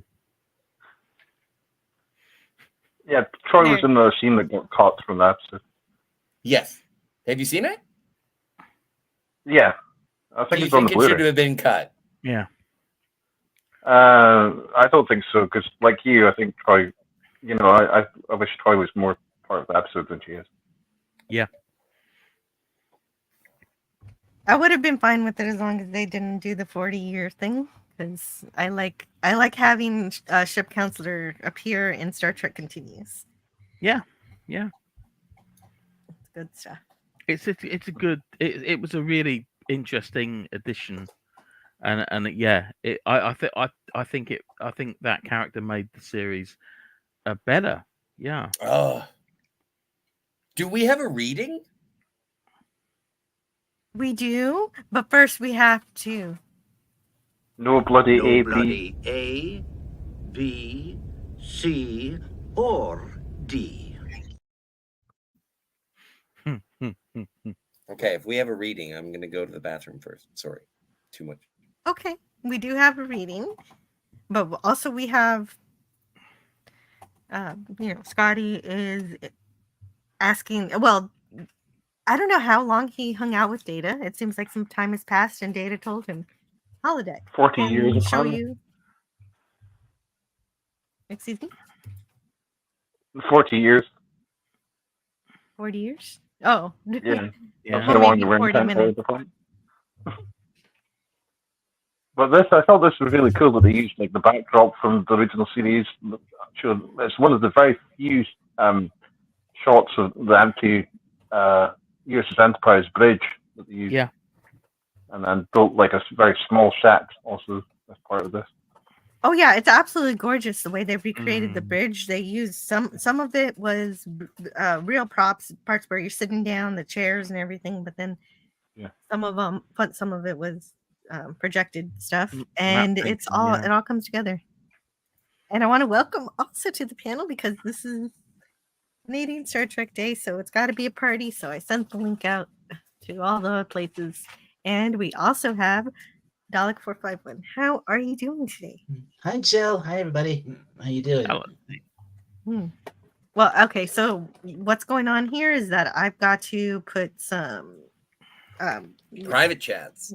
Private chats in the private chat. So while I put things in the private chat, you guys need to talk to me about what you know about how they recreated this set. So whoever knows that stuff. I know about that stuff. It's so crazy cool. Is that they didn't have a whole lot of money. So they only recreated a quarter of it. And I think it's from the turbo lift over to Scotty's engineering station.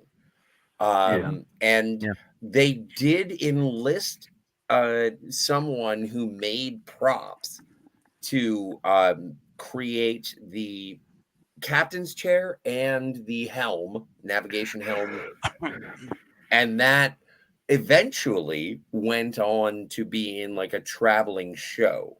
Yeah, that's right. Yeah. But a lot of it was CGI. There was stuff. Oh, what was it from? What is This Side of Paradise when everyone is off the Enterprise? They used that as a template. And so there was green screen used, but it was, and you know what? You can see a little of the green screen outline around people at certain points, but it was actually rather faithful. And again, as I said, to the point where it did go on national sort of tours. Yeah. Yeah. Back in standard definition days, though, I mean, you wouldn't. It was less noticeable back in the 80s when it was broadcast. Yes. Yeah. There's only I two think shots of Red that Letter Media does a cool thing where it's like, look at the duct tape. You can see their marks on the ground. It's like oh, there are screws. HD. This was never intended to be seen in high definition, and now that it is, I'm grateful. But also, my suspension of disbelief allows me to be like, oh yeah, no, this is fake. Yeah. Well, don't forget, most television from that era was barely designed to be seen more than once. Yeah. Sorry, carry there's on. only two shots of the Enterprise bridge that's empty in the original series. The first one is the Side of Paradise, and the second one is the Mark of Gideon. Yes. Well, technically, I guess it's not really the Enterprise because it's built on the planet, but. I get what you mean, though, and that's the other one. That's the one I forgot about. Was Mark I thought this was really cool in that, like, it's basically a predecessor behind the scenes for like what they then went on to do in Trials and Tribulations and Deep Space Nine. Yep, the green screen worked. Oh yes, awesome stuff. Thank you for pointing that out. That is good connection. And I want to know who is playing Picard and who is playing Mr. Scott. I don't know. Should we ask the chat? Should we ask the panel? Because there are two parts. We are going to be dramatically reenacting the Scotty and Picard scene on the Enterprise bridge on the holodeck. And the question is, who would you like to play whom? The two parts are Picard and Montgomery Scott. And I think Picard should always be done with a Marvin the Martian accent. Well, no, but and I hate to be exclusive. It's going to be me and Jill. We're going to play. Oh, that's exactly what I was hoping for. Oh, okay, okay. So is Jill going to be Scotty, or is Jill going to be Picard? I would say, and probably more of Picard. How say you? I was going to hope Jill would do Scotty, because then she could do a Scottish accent. That would be hilarious. I so want that. I so want it. Well, let's face it. I was hoping someone else couldn't would either. So. This is your channel, and we want you to dance, monkey. Be our performing entertainer. I couldn't do a Scottish accent to save my life, so me either. I suck at Scotty. Okay, well, everything's in the private chat. Okay, so are we ready to go? So I'll also narrate NCC 1701 bridge, complete with sound effects. They did a great job of recreating it for us. The view screen has the ubiquitous orange planet on it. Scott goes to his old station and pours a drink. Here's to you, lads. Glug, glug, glug. And I hope I'm not interrupting. I was just coming off duty, and I wanted to see how you were doing. Not at all, not at all. Have a drink with me, Captain. Thank you. I don't know what it is exactly, but I would be careful. It's real. Glug, glug, glug. Aldebaran whiskey. Who do you think gave it to Guinan? Constitution class. Hi, you're familiar with it. There's one in the Fleet Museum. But then, of course, this is your Enterprise. I actually served on 2. This was the first. She was also the first ship I ever served on as chief engineer. You know, I served aboard 11 ships, freighters, cruisers, starships. I am really coming off as Irish. But this is the only one I think of. The only one I miss. The first ship I ever served aboard as captain was called the Stargazer. It was an overworked, underpowered vessel, always on the verge of flying apart at the seams. In every measurable sense, my Enterprise is far superior, but there are times when I would give almost anything to command the Stargazer again. It's like the first time you fall in love. You don't ever love a woman quite like that again. Well, to the Enterprise and the Stargazer. Old girlfriends will never meet again. What do you think of the Enterprise D? Oh, she's a beauty with a good crew. But when I was here, I could tell you the speed that we were traveling by the feel of the deck plates. But on your ship, I feel like I'm just in the way. 75 years is a long time. If you would care to study some technical schematics or... I'm not 18. I can't start out like a raw cadet. No, there comes a time when a man finds that he cannot fall in love again. He knows that it's time to stop. I don't belong on your ship. I belong on this one. This was my home. This is where I had purpose. But it's not real. It's just a computer-generated fantasy. And I'm just a man who's trying to hide in it. Computer, shut this bloody thing off. It's time I acted my age. Okay, so everybody.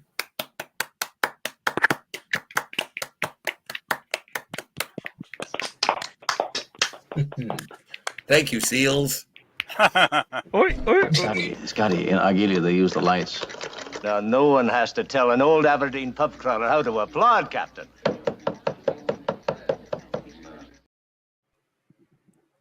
You guys are the best. I'm so glad I got to fucking play that game. Thank you, Jill. You're amazing. I know and that thank I you for have so much everybody fun who when- actually listened to it and put up with it. Confirmed. Picard has given it to Guinan. Says Did they have Bird. the coitus? What? I've never. Oh no, he gave the Aldebaran whiskey to. He meant the. He gave him liquor, but the way He I meant read the it. whiskey. He meant the whiskey. Yeah, the Jill, whiskey. you need a No, voice no. actor. Yeah. Yeah, exactly. Oh, Jill no, wants you to I was believe just that having Guinan was You liquor. went right there, didn't you, Scotty?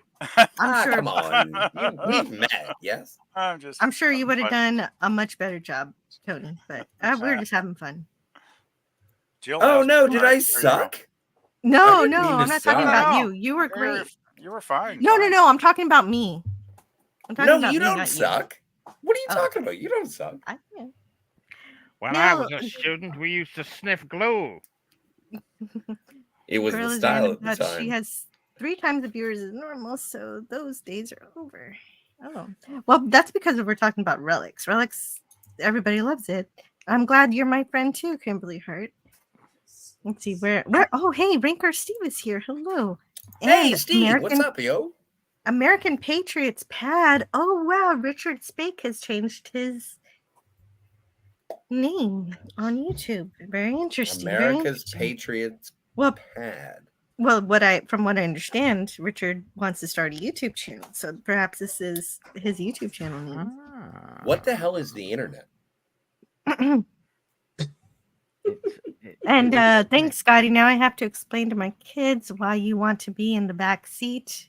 Well, it's up to you what you want to explain to your kids. You don't have to tell them anything. Tell them that I will make a declarative statement right now. I, Scotty R37, am attracted to Belana Torres, and I want to be in the back seat with her. It's not that complicated. I don't think it's even controversial. I'm sorry, I'm asking, and if it's not consensual, then I'll back the fuck off. Okay, so there's. Go ahead. I don't blame you at all, Scotty. I really don't. Thank you, darling. I've watched all of Star Trek Voyager. I know what you see. I do know. I get what you see in B'Elanna. Trust me. Well, I do appreciate the mutual appreciation of B'Elanna, but Gorilla says, "Who wrote this shit? They really think Picard could go shot for shot with Scotty of all people?" Well, no, that's not like they were having a drinking competition. If it was a competition, Scotty would have won. Yeah, you only had one shot, to be fair. So. No, it was two. It was two, and they were good ones. Yeah, but Scotty had already drained half that bottle. Yeah, Scotty had drained half the bottle. He perked up when he saw Jean-Luc. And he says to Picard, he's like, I don't know, you shouldn't drink too much of this. It's going to hit you pretty hard. It's pretty potent. And then Picard is absolutely willing to go glass for glass with Scotty. And but that's also part of the reason why I love this episode, is because Picard is, you know what? If there is anyone in Starfleet history that I want to get drunk with, it is Montgomery Scott, please. Yeah. He grew up in a vineyard, right? So yeah, he's been around alcohol his whole life. Yes. And if there's one thing that I would like to see, it is a Frenchman and a Scotsman go into a drinking game. Look like Tony did appreciate your performance, Scotty. And what did he say? I didn't see it. Oh, he said, "Man, Scotty, your ability to voice act, I need to go home and rethink my life." Oh no! I'm just saying that's a good thing. I don't really know if it is or not. It was powerful. It was powerful. And Tiger Stripes is here. Great to see you too. Tiger. Oh my goodness! And also Lewis Christian Bid. Yeah. Where did they get all the material to build something that was 1 AU in diameter? Madness. Well, Michael Okuda in the audio commentary for this episode says that it would take 80 Jupiters to make this. Whoa. In terms of just raw minerals and materials, you would need 80 Jupiters. But you just have to think about how big the orbit is of the Earth traveling around the sun. Yeah. And there you are.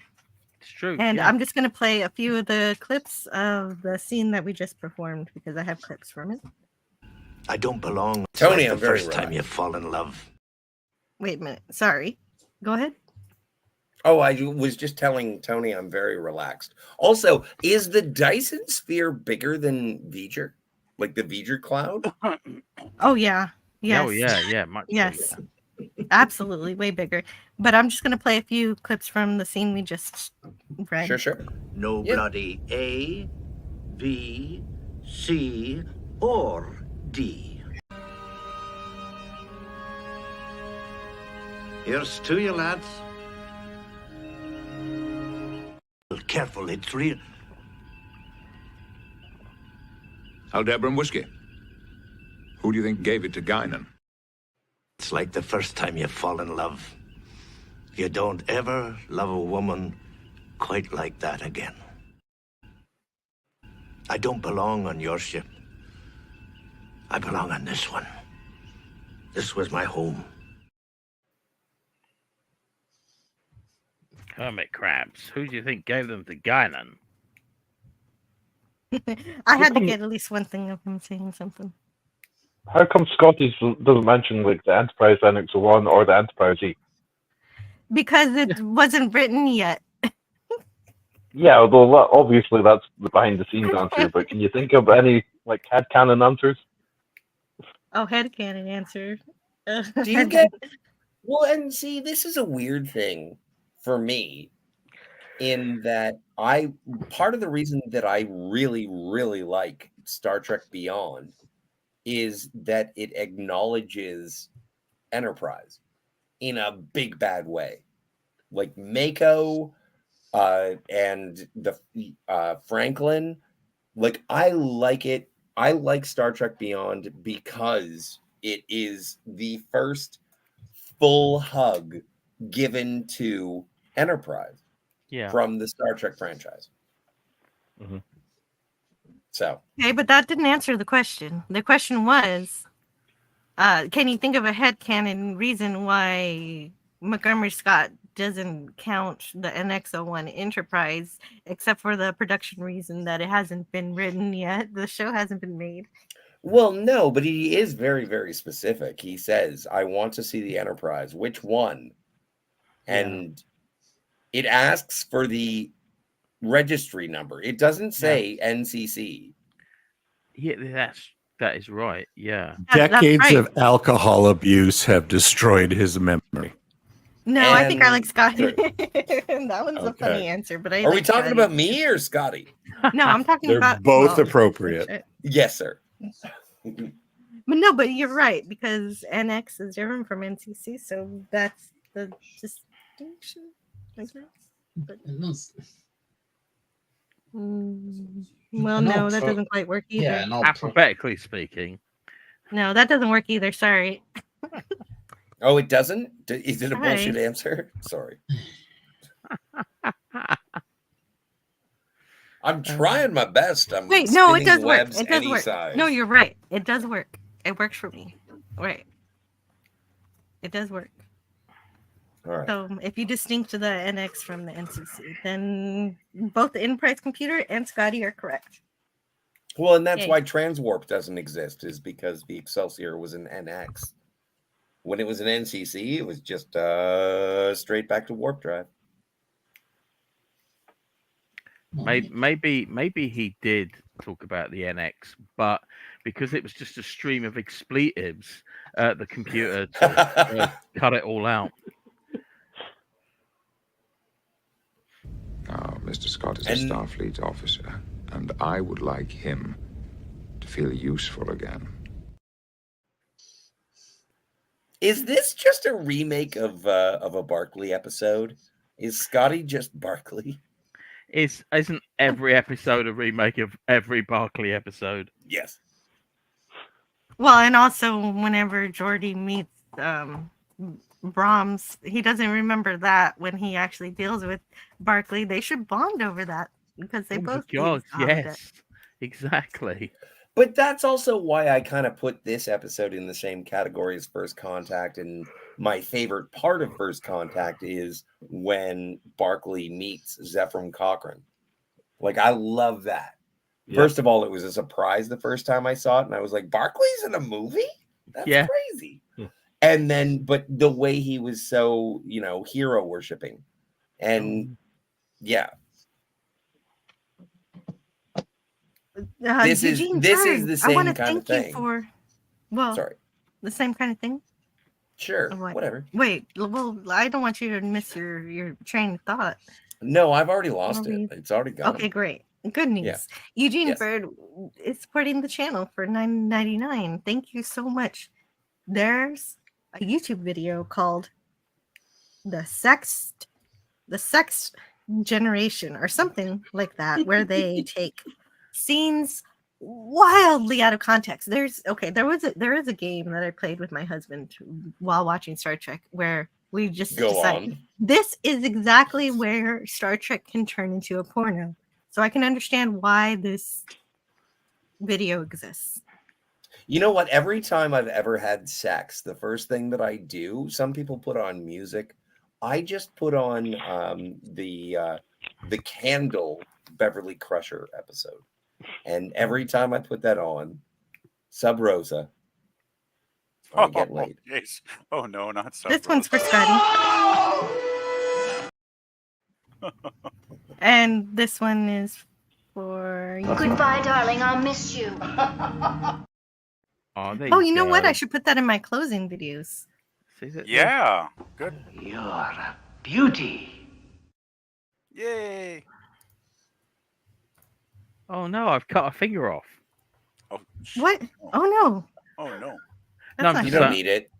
Yeah, I mean they could have made that the reason, but they chose not to. Well, I'm rotary fine with phones that. aren't a thing, so fingers are kind of useless. You only need thumbs.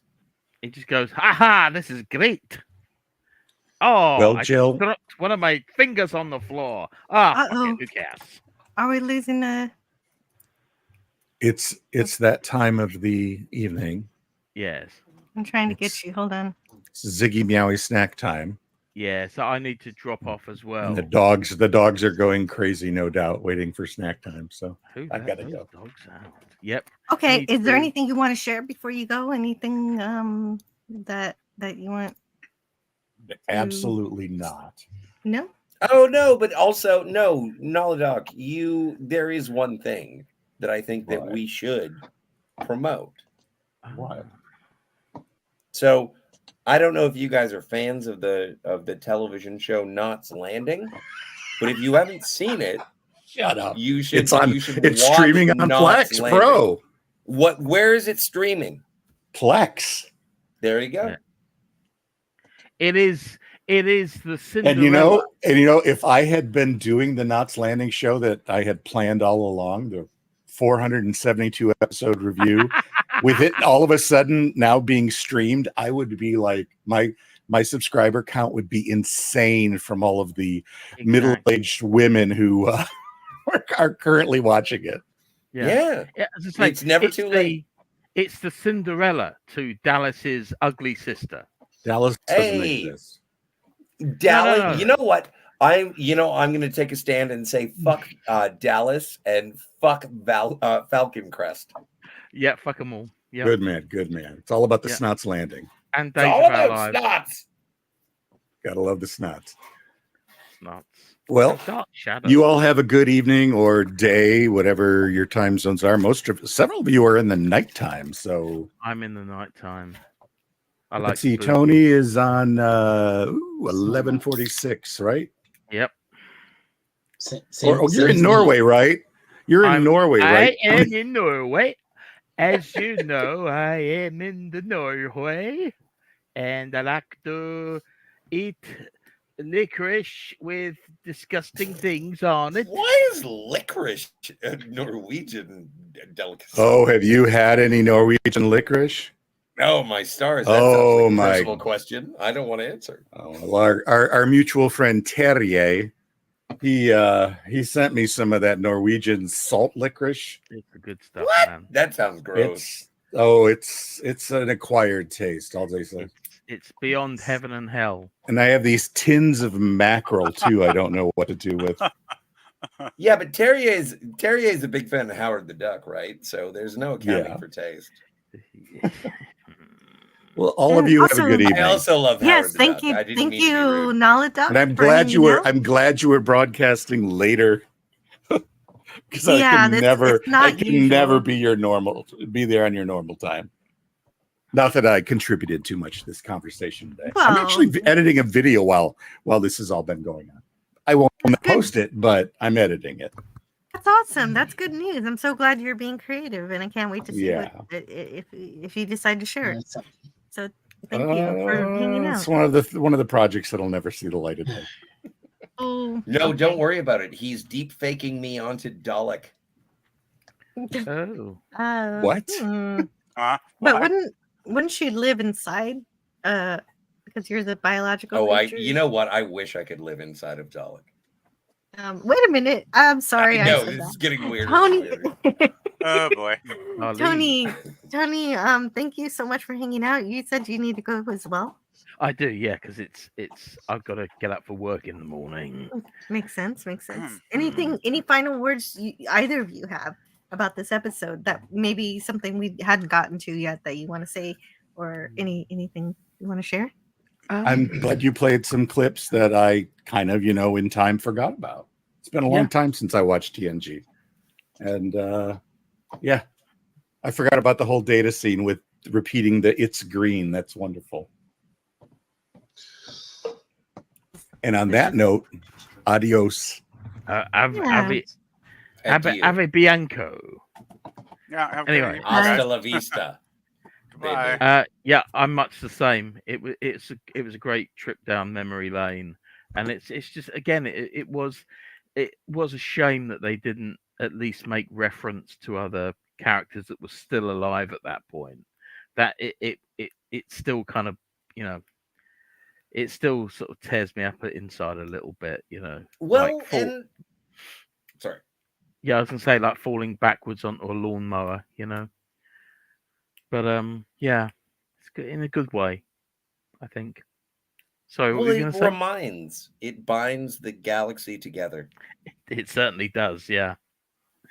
Anyway, have an interesting rest of the show, and I'll see you in the ether. Maybe playing a board game. Maybe we can play a board game. Oh, right. Good- You want to good- play board games on Sunday? Yes, we'll figure out something. I don't know. Take care, everyone, and live long, live life and live life long and prospers. Goodbye, everybody. Bye. Goodbye, Tony. Thank you so much. Perhaps And today is a good day to diet. Scotty could sell his candle. It's barely used. What? I think I missed some kind Oh of. no, Gavin's saying that I'm underly sexed. Because you know that it's the Beverly Crusher with the candle that is so. Love long. The more you use the candle, the more you get the sext. Trying to flip this keyboard. All right, so let's try to redirect back to the show after saying goodbye to our friends. Yeah. Agreed. Yeah, we got an episode to cover still here. All right. So Now, Mr. Scott is a Starfleet officer, and I would like him to feel useful again. and so he's gonna help get the data off of the ship. So they just think they're gonna. That's all they think they're doing is kind of a research mission. And so Scotty's gonna come along and help with that because he knows the system's best. Do you think that Geordi is sort of feeling in the shadow of Scotty? Hope so.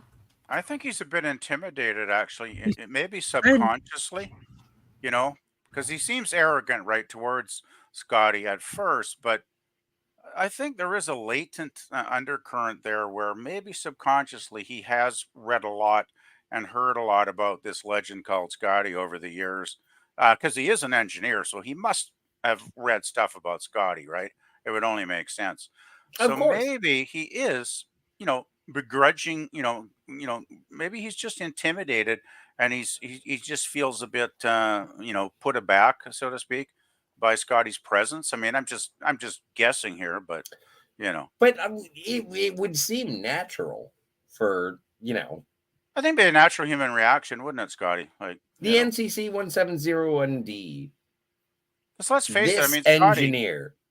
Even an old Scotty is still Scotty, right? I mean, he's still formidable. Has a formidable knowledge of how these ships, operate. Like Scotty is a legend. Well, yeah. Yeah, and I'm sure. I also, Jill, can you send me this screenshot because this is something that I've always lived by. Yes, and I also got it. Well, never get drunk unless you're willing to pay for it. The next day. Science fact. And so, actually, I sent that screenshot to you already. It's already in your messages. It's already in my message. All right. Messages. Make sure you drink lots of water, though. That helps if you stay hydrated. Well, and also when you're a bigger fella, like you're okay.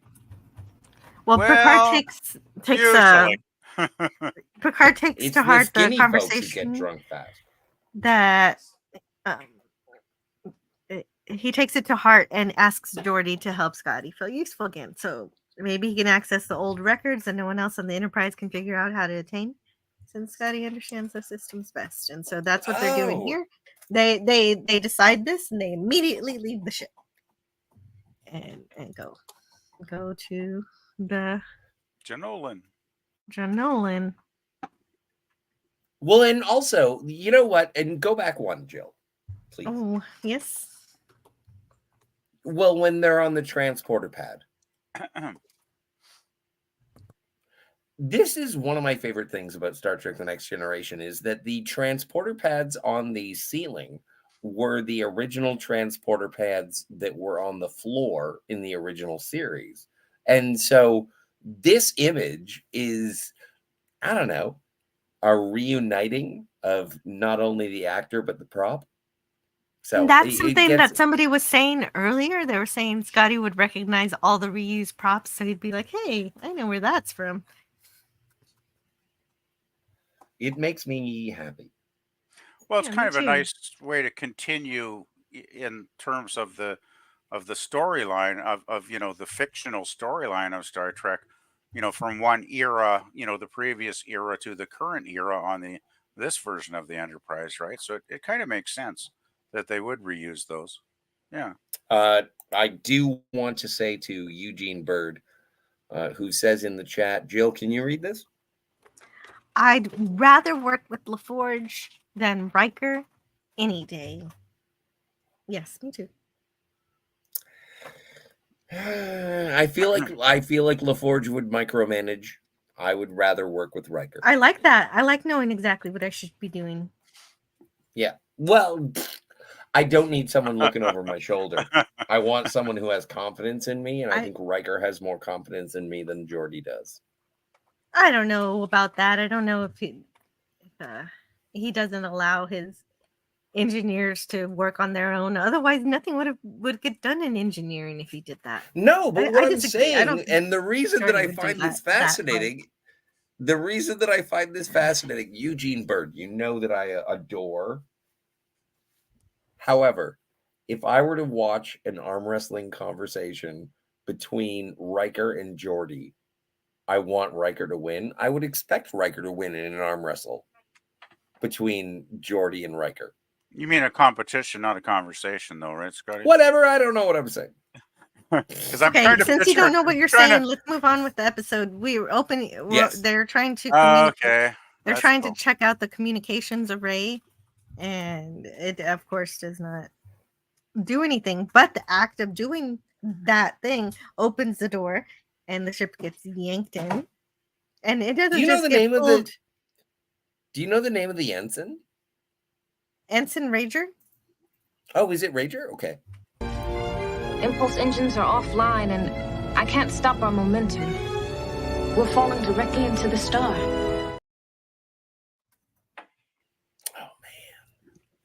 Yeah, and so that's essentially what happens. So not only do they get pulled into the Dyson sphere, they get pulled all the way to the star, and so that's 200 million.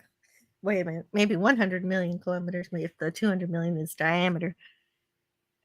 Well, and again, in the 100 million is novelization radius. of the episode, they you know that little twerp who introduced Scotty to twerp. his to his twerp quarters. Is the right word. He beams down to the surface. He is part of an away team that actually goes to the surface of the Dyson sphere. But they're like incredible windstorms, like everything, the entire environment is chaotic. And so I forget, they rescue someone or something. Oh, yeah. So he shows up in other places. That's good news. Well, in the novelization of the episode. Oh, I've never read the novel of this episode. That's cool.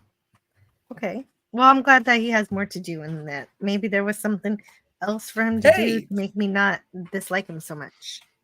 So I like this scene because Scotty is saying this is all a bunch of junk and I don't know how it could be of any use. And Geordi's like, but things really haven't changed all that much over the years. And so this is where he's his normal self again. The decharacterization of him earlier fades away and he's Geordi again.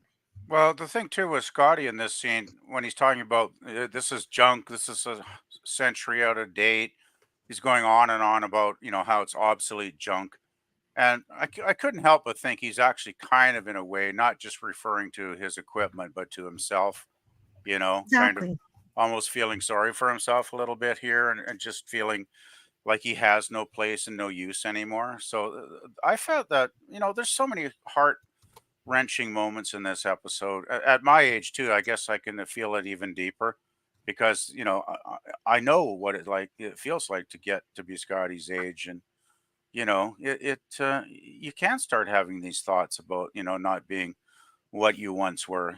So yeah, this feels really real to me, this scene. That's precisely why I like this scene as well.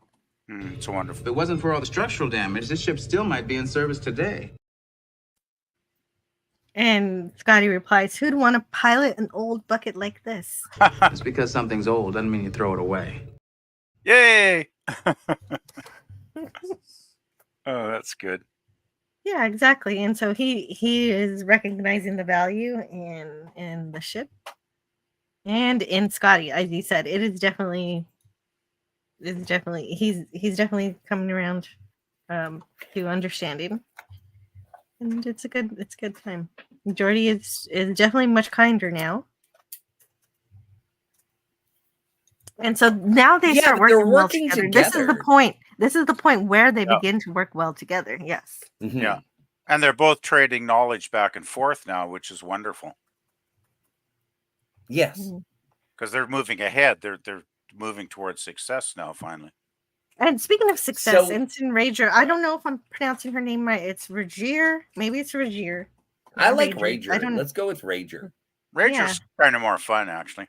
Yeah, it's fun to say. But anyway, her piloting in this episode is amazing. Is over the top. Well, this is her only appearance, though, isn't it? I don't remember her in any other episode. No, she's not. That's not her only appearance. No, she's in a bunch. She's in a bunch. She's in a few. She's the ensign who takes the helm in a few episodes. Okay, I need to rewatch this. She's a star. She's a rock star. That just what? One of the things that I found hilarious. She's getting into orbit of the sun without crashing into it. Although I don't understand why they don't get into a bigger orbit around the sun, so they're not so close to all of those solar flares that they're so worried about. Well, there is an outer shell, Jill. So things can't get too far away, but they could get a little bit further.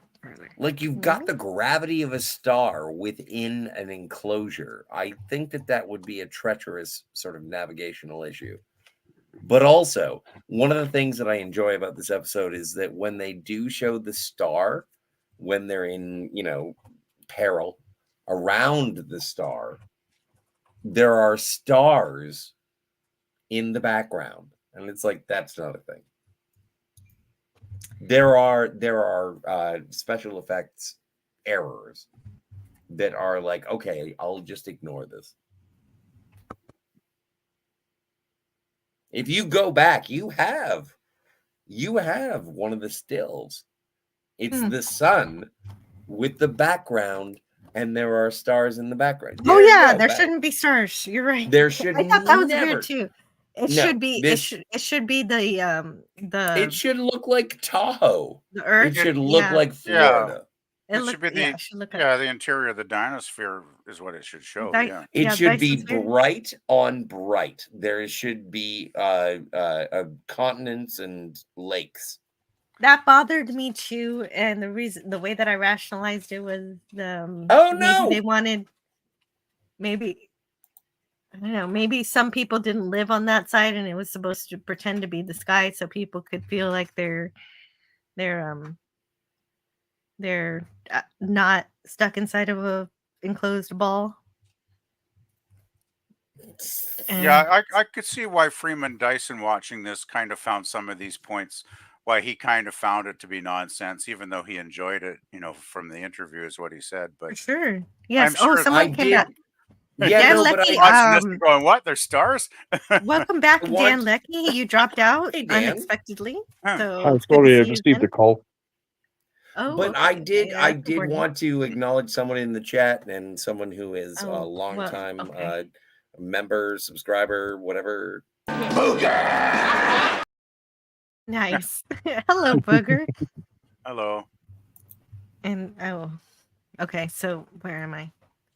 So we're in the Dyson sphere. Earth. There are stars where they're supposed to. Well, and of course, and Ensign Rager or Ragier.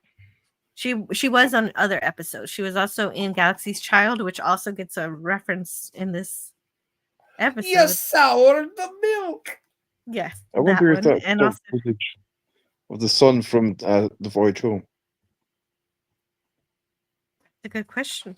Well, that's what I'm wondering. Maybe they just reuse special effects from somewhere else, and that's why we have stars when there shouldn't be, right? If they just Well, reuse no, but from this looks something like else. what is the Borg data lore episode?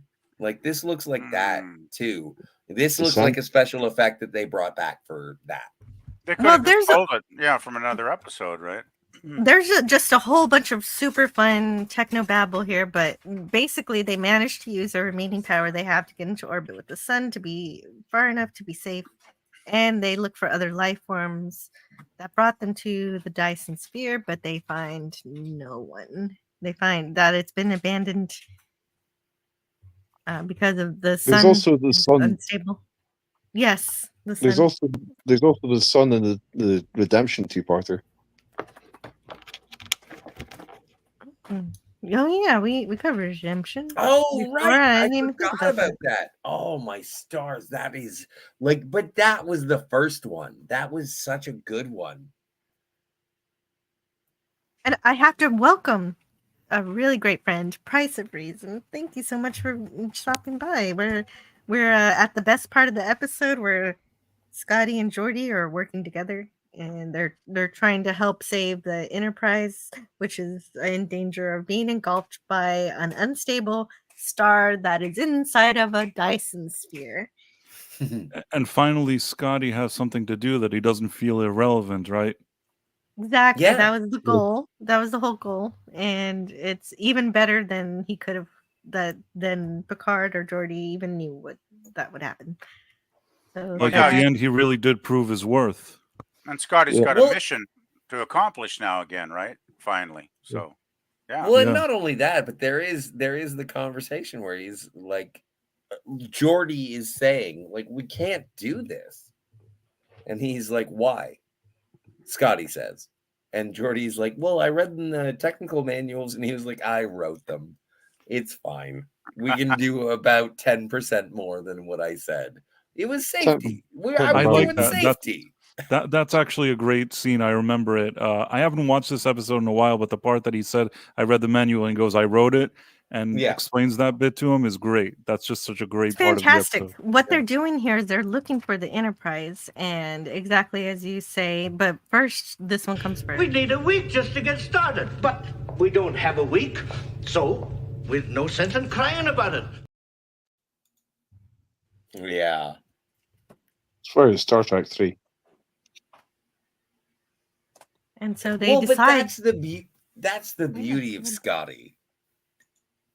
Like, I love how Scotty will be angry. It's like, I can't do it. I won't do it. All right, I'll do it. It'll take approximately half an hour. That actually sums 2 up hours. the original series. I said 2 hours. It's impossible, but we do it anyway. Isn't that Scotty's main strategy, though, is to like exaggerate everything and make it seem far worse than it actually is? And if he says it'll take a day, he'll have it done in 10 minutes, kind of thing, right? So how else can I maintain my reputation as a Miller co-worker? Yeah, exactly. Yeah, but that's Scotty's also got a great strategy to deal with captains, right? Again, it's Canadian Star Trek Day, so I'm being a little melancholy about the fact that it is Star Trek Day in Canada. And the thing is that these are the people that I aspired to be when I was a child. These were my heroes.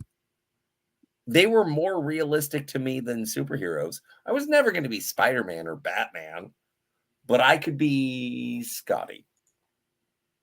Just a guy definitely fixing something. Sure, you're on a boat in space, but I did appreciate that these were people who were doing their jobs, and I say it too much, but no, you don't say it too much, because that's what it's all about, and it's not just people who do their jobs, but someone who you want to be your coworker.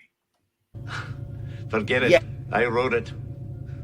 A good engineer is always a wee bit conservative, at least on paper. Yeah, safety. You probably already talked about this. I don't know, but I love how on the Janolan they used like the TOS beaming sound effect. Yeah, I don't like it. Really? Well, I wanted movie era transporter. that makes sense. Yeah, it's really a nitpick, and I feel bad about being so stickly about it. Well, you don't feel quite so strongly about it now as you did when you first saw the episode. I think that was the consensus, is that now you're okay, but I'm okay. before it kind of messed. But wouldn't it have been cooler if it had the like the movie? I like the TOS effects. I wouldn't have even really thought about it if you hadn't brought it up, actually, to be honest, Scotty. It's just never really crossed. I may be captain by rank, but I never wanted to be anything else but an engineer.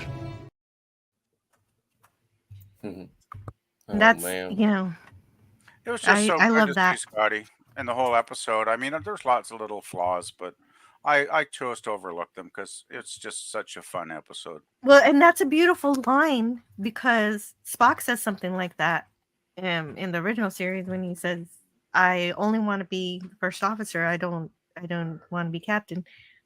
And that might be Mirror Mirror. Anyway, but you know, it's a similar idea. In Mirror Mirror, he was happy to be science officer to be a lesser target. I remember. Yeah, exactly. But I think it translates to the original. I think it translates to. Well, in our universe, our universe, yeah. Didn't Spock basically say a few times he preferred his scientific duties over being in the? Well, there you go. Chair? Yes, yes, he did. So he said it in both universes. So it's always true for Spock, and it's true for Scotty. Well, it is Friday. A lot like our Spock. They were very similar, really. It is Friday, and I don't mean to be filthy. But even and I know this one is not something that I should bring up. But in Star Trek Into Darkness, you shouldn't have. Scotty, played by Simon Pegg, says, "Aren't we explorers? We're not, like, I'm not supposed to be carrying torpedoes." And so I did appreciate that sort of reference. Yeah, that's terrible. That's a terrible line. I know you would hate it. You're not even thinking about it. You're just knee-jerk reactioning saying no, I'm not, because it's important to have weapons for defense. It doesn't mean you're not peaceful. It doesn't mean you're going. I think we have to revisit the episode. I think that's a really dumb line. I agree with Joe. Like, I think you're preoccupied with your own hatred. So I think I'm not that kind of preoccupied thinking with anything, much less hatred. I just want to say, how long would the Enterprise be on its scientific exploration mission if it didn't have any defensive systems? Exactly. Well, it's still got tactical systems. Contextual. Like you contextual see, to the you see it like you see the Enterprise shoot like the massive beam of light at the Borg cube in like the Best of Both Worlds Part 2. Yeah, the deflector dish. Yeah. But that kind of thinking of, oh well, we don't need the best weapons that we can conjure, is why the mirror universe in Deep Space Nine was so messed up, because they thought, oh, bringing peace to the mirror universe means that we're peaceful now and we don't have weapons, and so then the Terran Empire takes over. And that was messed up too, because even if you have peace, you still have weapons to defend yourself, and so it didn't make sense. The Defiant either. So I'm not just talking about JJ Trek. They mess it up in Deep Space Nine too. Oh man! Well, hell, it's like if you were a cowboy riding out to the frontier, you wouldn't leave your guns behind, would you? Like, come on. Exactly. Well, I guess if you go on if you play Oregon Trail, do you not buy a gun, or you don't buy bullets? I'd want a gun if I was out in the Wild West. Hell yeah. I forgot how difficult it was to have a conversation with anti-derivative Jill about Star Trek Into Darkness. Because there was no difficulty. It's very difficult because you hate that movie so much. I hate that movie so much. Yeah, I hate it, but that doesn't cloud my ability to discuss it. It was I one of love the it. worst Let's pieces talk of about it on schlock my I ever birthday. saw. Okay, I can still talk about it, but I don't think anything that I was saying was off color. It was exactly the way I feel about it. No, it was rude and inappropriate. It was not rude. I didn't think it was rude. Why? Like, you guys know me. We've met, right? Oh, I know you. Yes. All right. That's that a was fact. sarcasm. Jill was completely appropriate, and I adore her. Oh, you're being in sarcastic mode. Well, huh? speaking in of sarcastic using weapons, mode. Speaking of using weapons, Picard's like, "Hey, can we just phaser straight through this Dyson sphere?" There you And go. Worf, not having very many lines, gets to say that the Dyson sphere is made of carbon neutronium, so they can't do that. Well, and not only that, but that is neutronium, the hardest metal known to hardest substance, which is a reference to Balance of Terror, because that's what their photon torpedo is. And it's like Ronald D. Moore did everything in his power to reference any original series thing he could, because up until this point it was like, no, you can't. And it was like, well, we have Scotty, let's do everything. And they were like, fine, you can do everything. Yes. Well, they'd already had Spock. Yes, they did. They had Spock, but that was the foot in the door, as they're doing here. In terms of getting TOS into TNG, that was the precedence for sure. The unification for sure. Well, and even Ronald D. Moore says that the episode itself is just a love letter to the original series draped around Jimmy Doohan. And that's all it is. Like, this episode is just Scotty plays with the next generation. And it's like, yes, happy. And I'm happy with that. Yeah, and Yeah, that's, me too. that's more than enough. Yeah, more than enough for me. I love it. And so I want to read this from Scotty as he's figuring things out. Maybe all we need to do is get our foot in the door. We might not be pulled inside when the hatch opens if we keep our distance from the sphere, say half 500,000 kilometers. Then, when the hatch starts to close, we move in and use the Janolan to jam the hatch open, hoping the Enterprise will escape. And so, so here, the note that I have is that I'm glad that they didn't have to worry about matching frequency with the Janolan shields in order to beam over Scotty and Geordi. Because of course there's that issue that we're going to come up with. That's not even an issue. What are you? What? Beaming through shields. They do it. So you're saying that with the pressure being applied to the shields, destabilizing them, you can't beam through that? I think that you could, but I think that you need to know the frequencies is all. Now, why would the Janolan get trapped in the doors? Because I was thinking about elevated doors, Well, and if something's in the way, surely like the doors usually like recognize there's something in the way, and then therefore reopen. Oh, that's a great question, because this is the Dyson sphere. They don't want the people who are visiting the sphere to die. Well, it's like when they pulled the Enterprise in at the beginning of the episode. It wants to pull anything it senses in to the Dyson sphere. It doesn't want to let it go, right? So that's why it willingly takes Scotty's ship,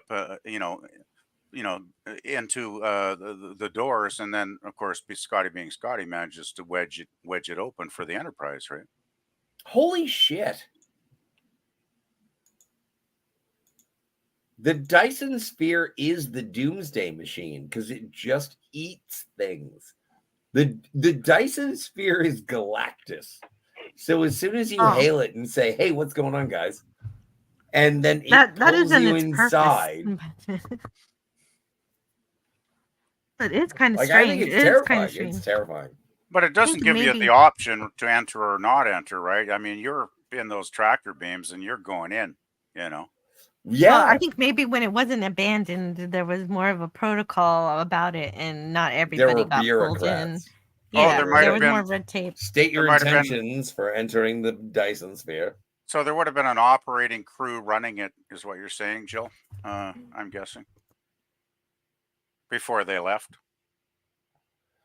Abandoned. Yes, I do think that would make a lot of sense. I want to make sure to play this. It would. I have spent my whole life trying to figure out crazy ways of doing things. So I love here where Geordi decides to trust Scotty, and here we go. And so then they do that. They do exactly. Do we have any more Scotty readings? suggested. No.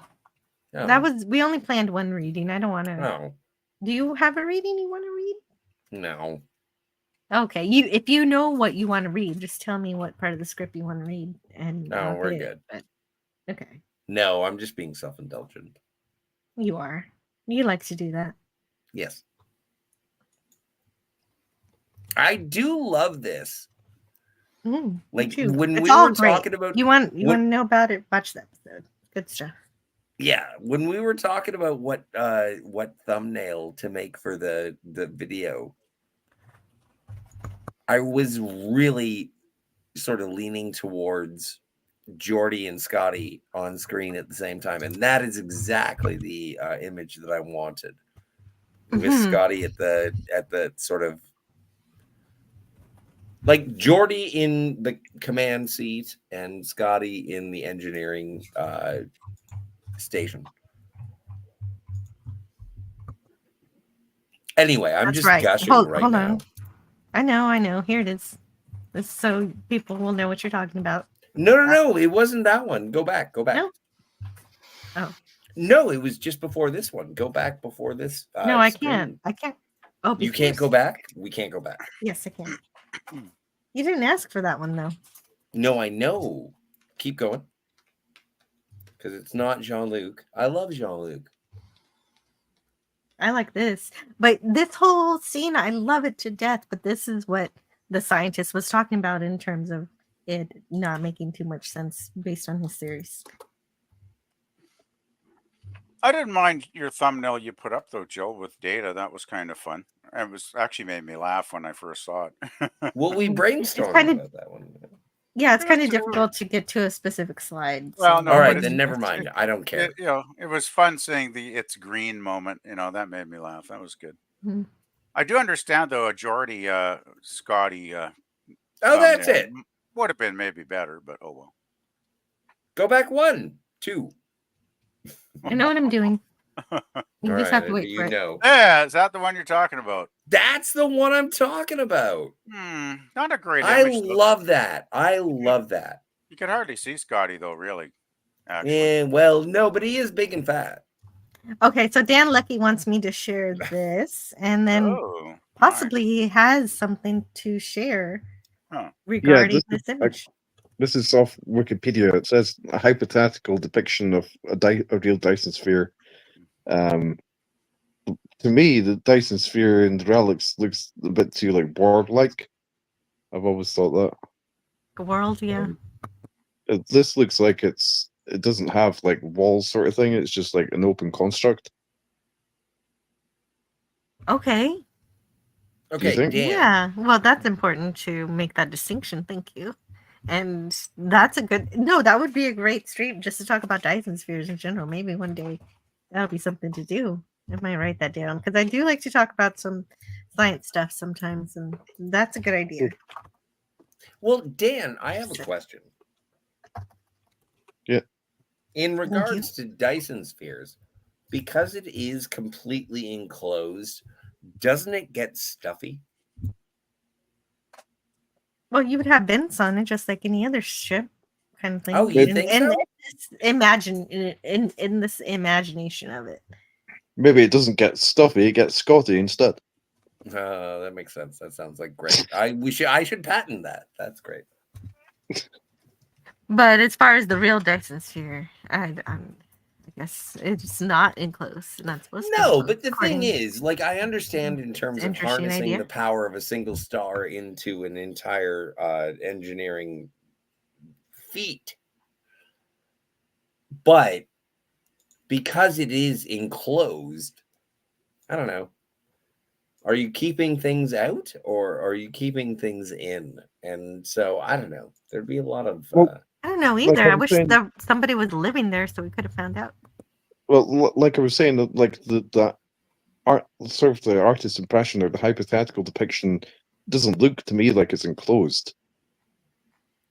Does Does it it look like sphere? that to you? It is. Yeah, no, it's an enclosure. Oh, okay. A Dyson sphere is an enclosure around a star. I thought maybe they were sort of making that part of the concept just for this episode. I also read like they had the concept of the Dyson sphere for years prior to doing it in this episode. The writing staff of TNG had that idea in mind. You're right. You're right. Well, that's what you showed us, is that it's more of an open plan, and these other artist depictions also show more of a open Yeah. to it. Yeah. So that's interesting. It's something that would be really great to explore, and I hope I get a chance to sometime. Oh, hey, Kurt gets sad. I already did it. I'd probably be watching that one. I love that channel. You can tell what their thumbnails are. I'll watch that later. That's a really great. I'm really glad you pointed that out. I love to learn new things. You know what? Star Trek: The Next Generation uniforms are my second favorite Star Trek uniforms. Yeah, they're pretty cool. Yeah, like if you were to get and flashcards for everyone, even in the chat, please chime in. Jill, make a poll. A poll. So if you were to get a Star Trek: The Next Generation uniform, which color would you like? A blue, a red, or a gold? Okay, give me just a second. Yeah. I've got to do that, and I still Like, prefer I TOS. think- No, I know, and everyone want. Okay, well then this is we can No, expand it. I do think that next gens are probably second best after TOS, Scotty. So you know. Well, no, I'm my with you on favorite, that. my favorite are the Wrath of Khan uniforms. Yeah, but that's a movie, so I'm excluding that from the television series, right? So, but I do agree, the Wrath of Khan uniforms are kick ass. Like, they're awesome. They're awesome. When I'm seeing polls of Star Trek uniforms, near the top has always been like the First Contact uniform, which I guess also classifies as TV series because it was used in DS9. Yeah. Well, I like you know what? I liked it on screen, but I don't want to own one. Mm-hmm. Like I far prefer the Monster Maroons. Mm-hmm.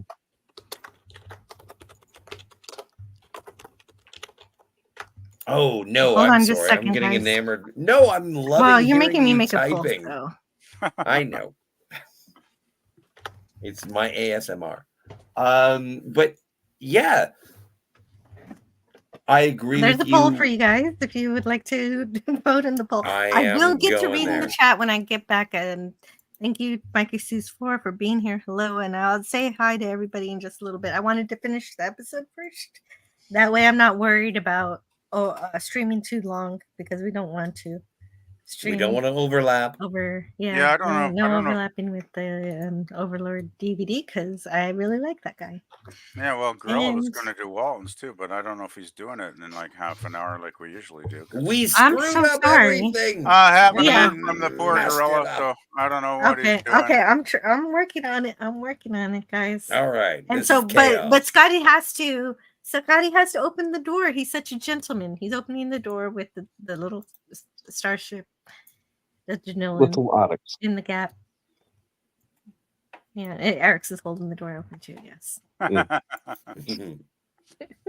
Eric's is a handy fellow. Oh, I was gonna do Gosh, something. I can't And- choose which color I like the most. Darn, that's tough. And that's also one of the things is traversing the length of a Dyson sphere on impulse in under 2 minutes. See, those That torpedoes happens. came in handy after all. Yes. Oh, one more thing. This Well, and I not love only that, Ensign but Rager. Ensign Rager.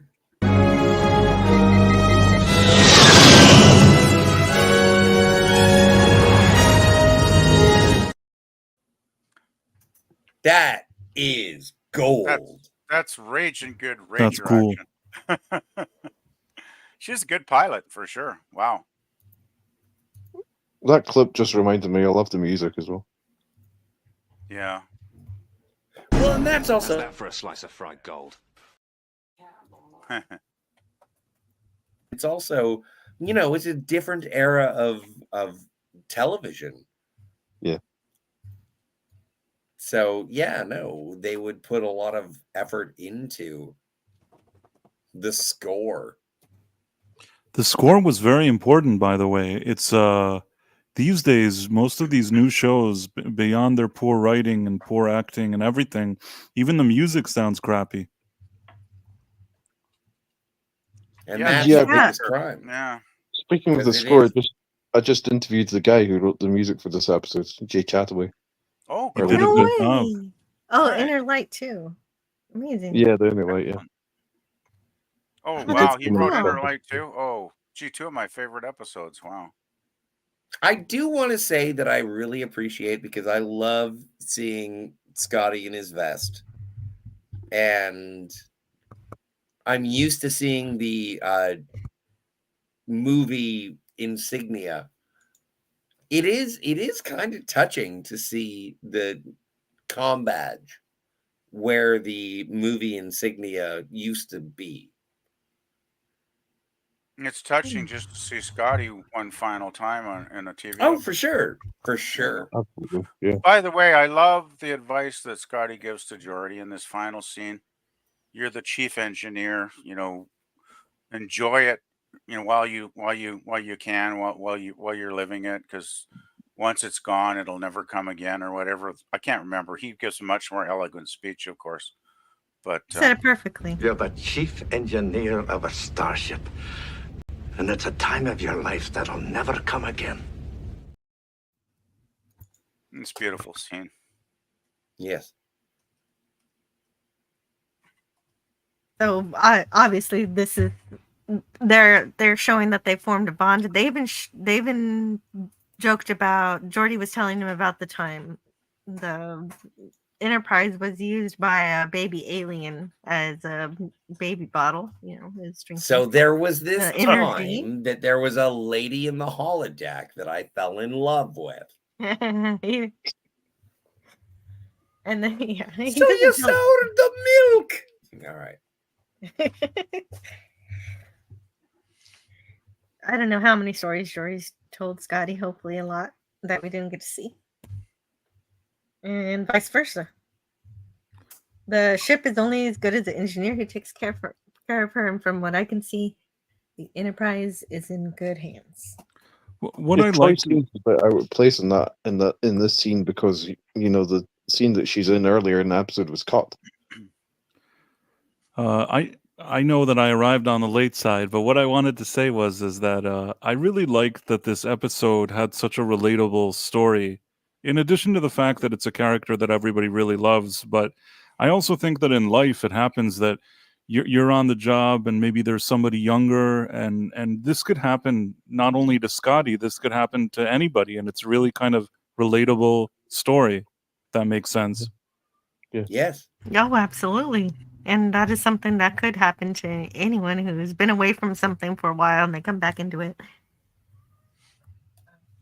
Right, exactly. And I thought that the way they built this, when it comes to the writing, when it comes to the performances, just really, really good. It's fantastic. I love it so much. I wish there was more of it, and those are usually some of my favorite episodes. Is when I think, I need more to this story. And that's I that's how usually watch mostly. this episode around Christmas because Scotty is Santa. So I just appreciate it. Like, this episode is a warm hug. Yes. And it's like everything's gonna be okay. It's a very uplifting episode. It's like comfort food, just like you said. Seeing this old and new generation. You know, I'm trying to think. They tried on this show. You know, I remember didn't they have Bones kind of in an old, decrepit version of him in one of the early episodes? And the very first episode. Yeah, in the very first, and they also had Spock in that thing. You know, that special episode or whatever that he appeared. But I think that this was the most heartfelt kind of incorporation of an original character, in my opinion. I think it's the best of the TOS characters in Next Gen. Yeah, I would agree totally. Well, and they had so much fun making this episode also, and I think that's why it works so well. And there's so much love in it, kind of like when you get to Trials and Tribulations. That's another good TOS. Oh yeah, yeah. The Bones one felt like they just wanted to do it for the sake of doing it, but it's kind of doesn't have any real weight. And the one with Spock, I felt that it's fine. You know, it's fine. It's a good episode, but I just still think that this was the most thoughtful out of all of them. I love the interaction. Scotty and Geordi, I think it's great. Oh, I do like Spock meeting Data, but I do know what you mean. It's a kind of Spock is on a very specific mission there, and so there's no time to really enjoy his presence. I mean, don't get me wrong. I still like the one that Spock is in. I'm just saying that this one really felt like somebody sat and thought a lot about it, about how this would, how they would really tie the old and new generation in this type of way. That it's not just the special guest star, but there's more to the story, if that makes sense. It does. It's more than just a single scene like McCoy had. Yes. Right. Yeah, McCoy was only in for what, a couple of minutes. Yeah, that was really just they needed to do a check mark and say we brought one of the originals. Here you go. Yeah. Unification, and Sarek are sort of disassociated. It's more plot. Like, I appreciate the story. But it's an intellectual, it's cerebral, if you will. Well, Unification was very, but very when you get story, like, I think that Relics feels like a hug. It is. I think if there's only one problem that I really have with this episode is that they give him this tiny little shuttlecraft. I think he needs a better ship, or maybe they can escort him to where he wants to go, and he gets to be on, and we get to think, he's going to be on the ship for a little while. He gets to hang out for a bit.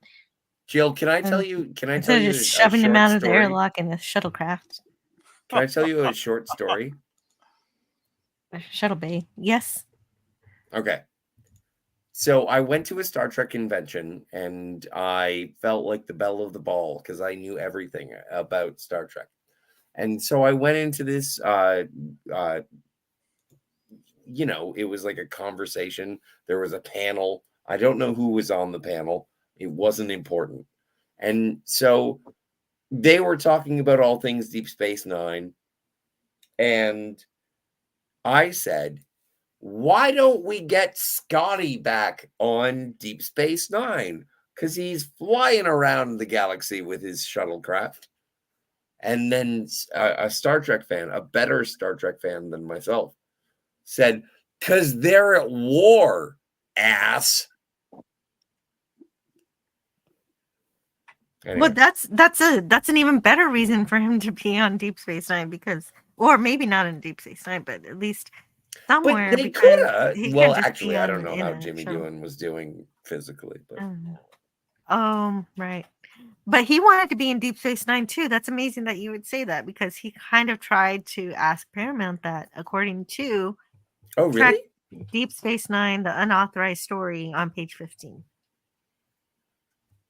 Scotty wanted to be on Deep Space Nine. That would have been so fucking rad. He did. And so I don't understand how you can refuse James Doohan, but they did. I love Ron D. Moore's writing. Like, the very first episode of Trek that I ever saw, Ron Deemer wrote, which was the Factor, and then like I've enjoyed watching like his take on Battlestar Galactica and everything.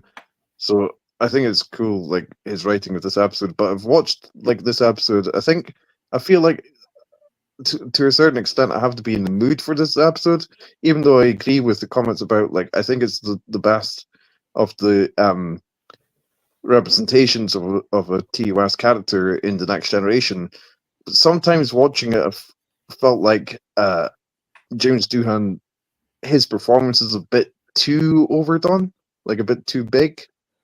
Sure. But other times I've just gone along for the ride and really enjoyed the episode. Maybe he was just really excited to be there. That's what Well, I and feel. also- I feel like he's excited to be there. He's been stuck in the transport for 75 years. He's allowed to be a bit Well, excited also, to I not love like a be comment that in Doohan made right continuous before peril. shortly before he passed away, which was like he did say like the scenes that he got at Scotty and to talk about engineering and everything he did love, like for real. So that was cool. Well, and they did like on again the commentary for the episode. We're back. Ronald D. Moore and the talks about that there were cue cards available, and because of the techno babble and everything like that. But yeah, no, he was getting up there in years. And I'm just so happy that he was sort of a steward, an ambassador for Star Trek, and that it meant as much to him as it meant to the fans.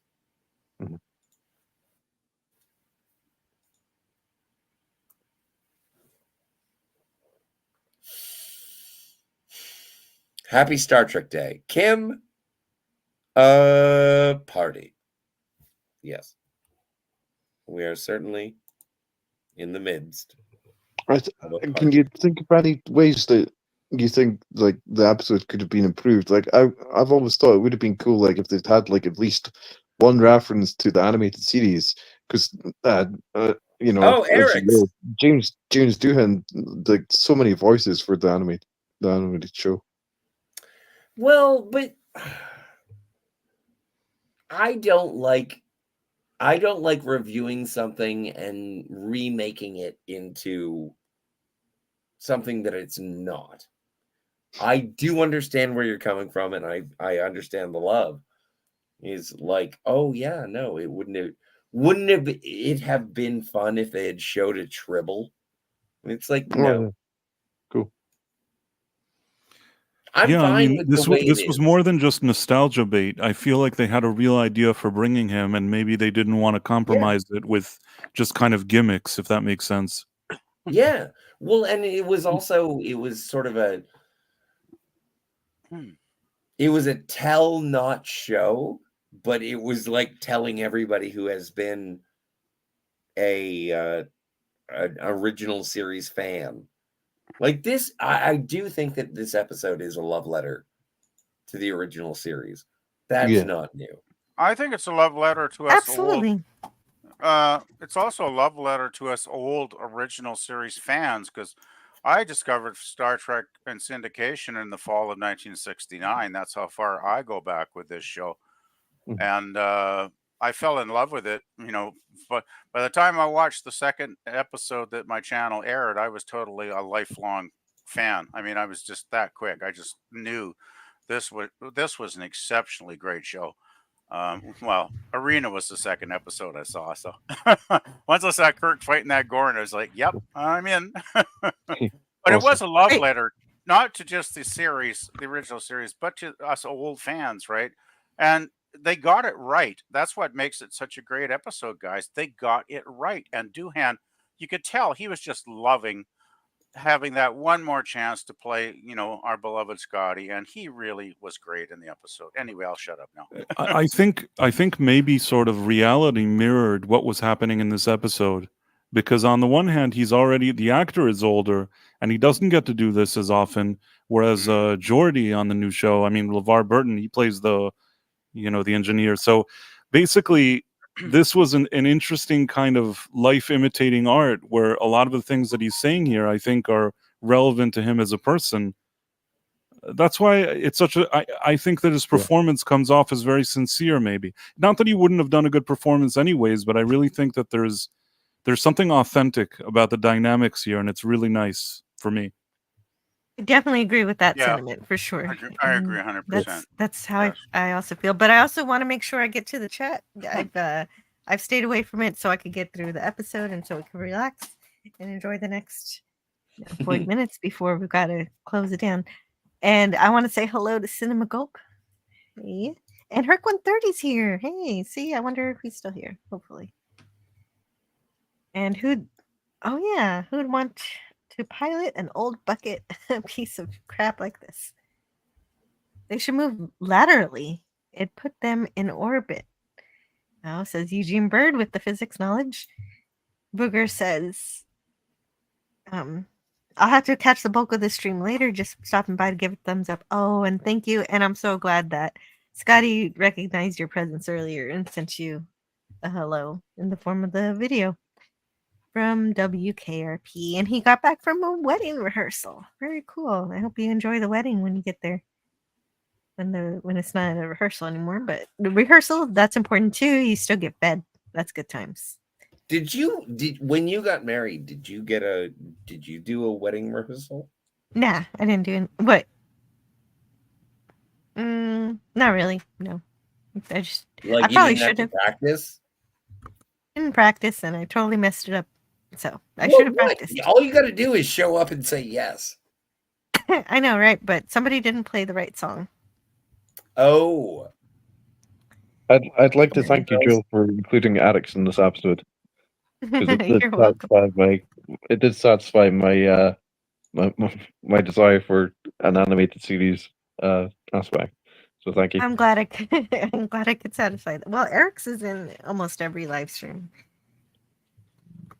He saves me from the copyright claims. Yeah. But more Alex, please. Oh, Eugene Bird says we've been pulled into Jill's orbit. That is so sweet. And at least I have Kimberly and Hart to keep me company. That's right.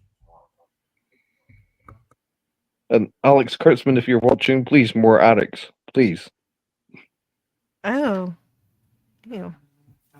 Don't forget to buy the action figure. And I don't need him to make any Star Trek.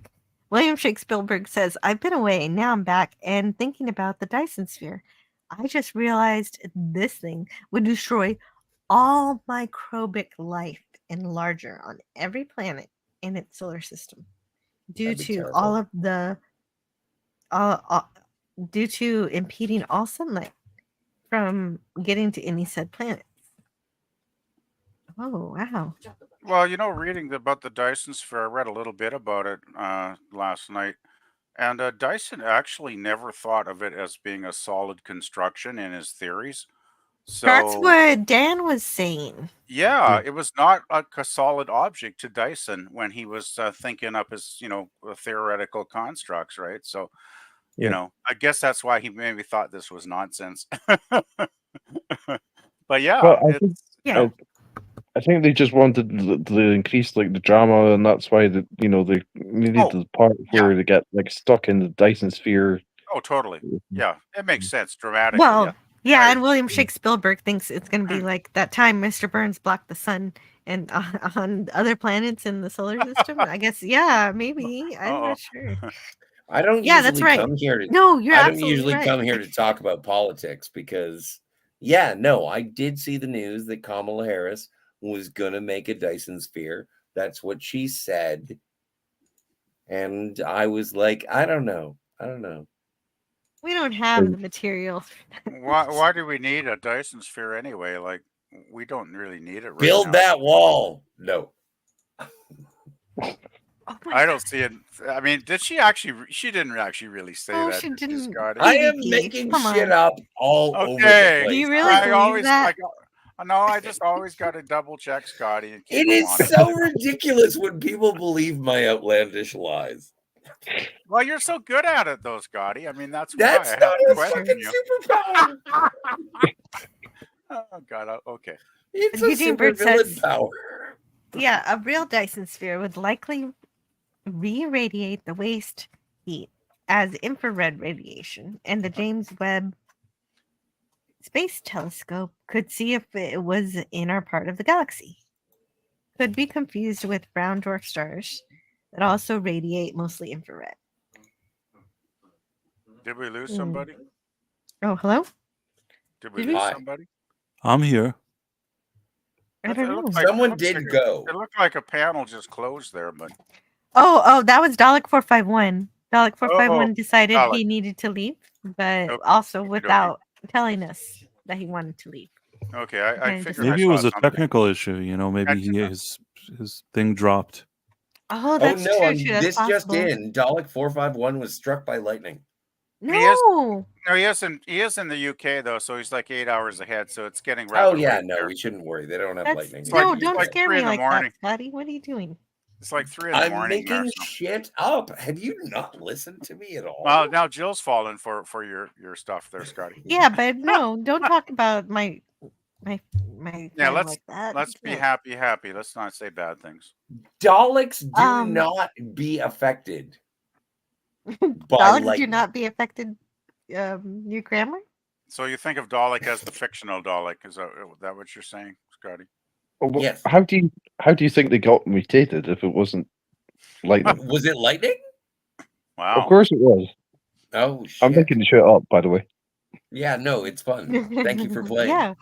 Well, I would trust somebody else to talk about Daleks, honestly. All right. Eugene, and somebody else besides me, not you. So Eugene Bird says, Scotty R37, the visible light and ultraviolet would overheat everything. You'd need to get the heat out, and due to entropy, it needs to be at a lower frequency, i.e., infrared. And yes, so it makes more sense. Dyson spheres are not enclosed, but in this episode, that's the way they went It just about it. seems stuffy. Yeah, well, they'd have to vent it somehow. Mikey sees 4 or and was here in the chat at a point. Typing with my toes. At a point. Wow, that's impressive. Wow. So it's like type toes is kind of what you're saying. Oh, you typos through the tulips. Type toes. Type toes through the tulips. Okay. Protopupus wants the later DS9 uniforms. Command, Captain.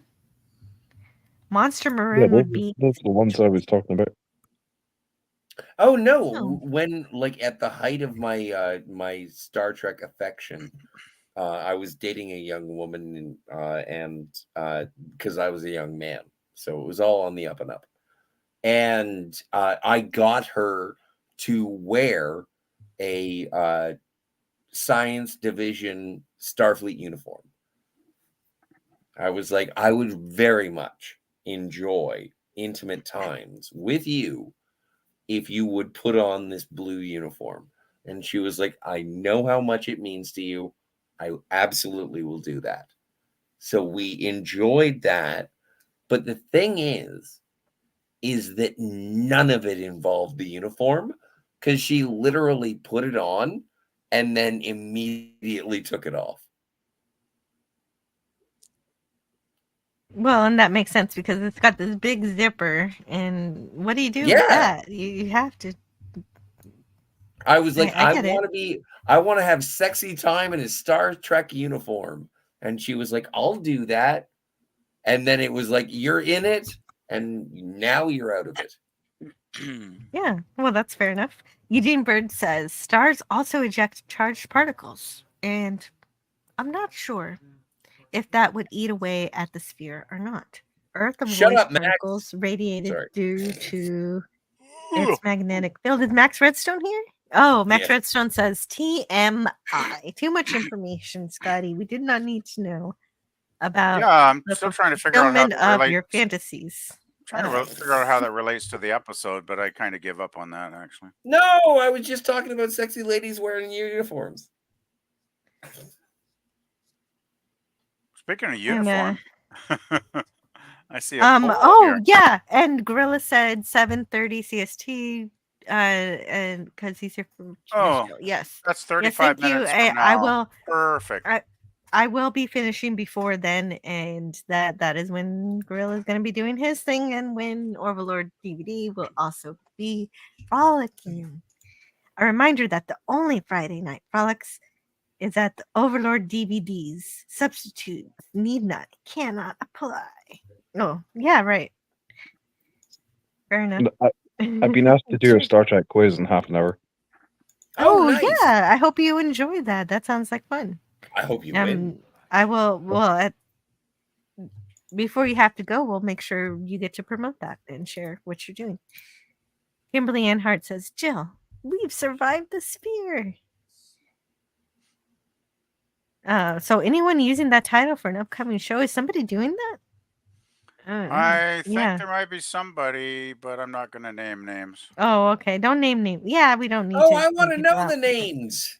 No, somebody mentioned it out there on a panel the other night backstage, and I thought to tell them, you might want to not use that name because it's kind of already Ernest taken. Borgnine? But I didn't have the heart to tell them, but they'll figure it out. Tony I'm sure. Curtis? They'll get feedback. I'm sure they will. So maybe this is there to but learn the the thing hard is way. that Is maybe it other Vivian people Vance? But maybe other people independently realize that they want to frolic, but they don't realize that frolics is already a frolicking thing. Yeah, I know. It's unfortunate. It might just be a case of ignorance. Probably. Hervé I hope it's a Villachez? case of ignorance. Let's put it that way. I can forgive ignorance, Well, Right. generally, Mikey says Relics is still one of the best TNG episodes of all time. Rest in peace, James Doohan.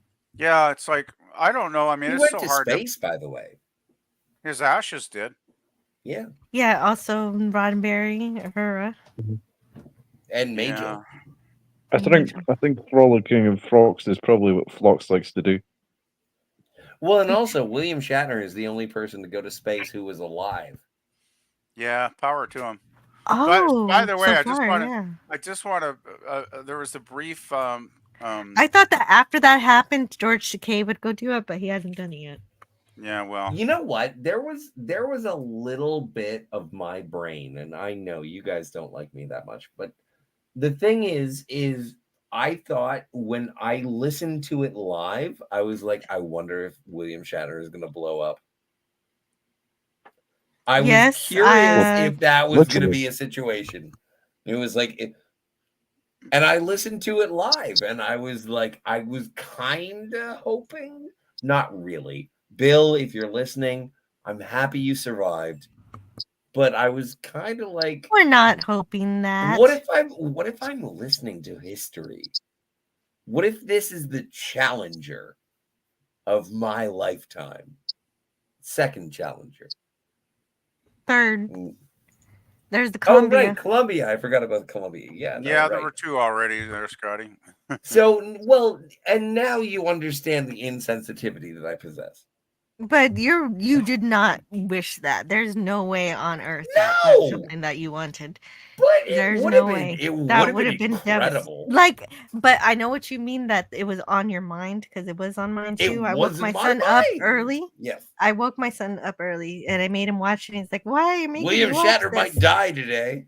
No, but that's not why I made him watch it. I had hope for the spacecraft for it to be successful, and it was, and I was happy. As was I.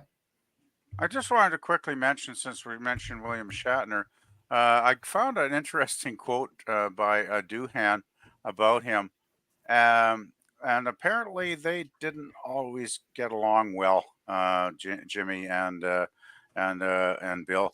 And he's got a quote here. He says, "I like Captain Kirk, but I sure don't like Bill."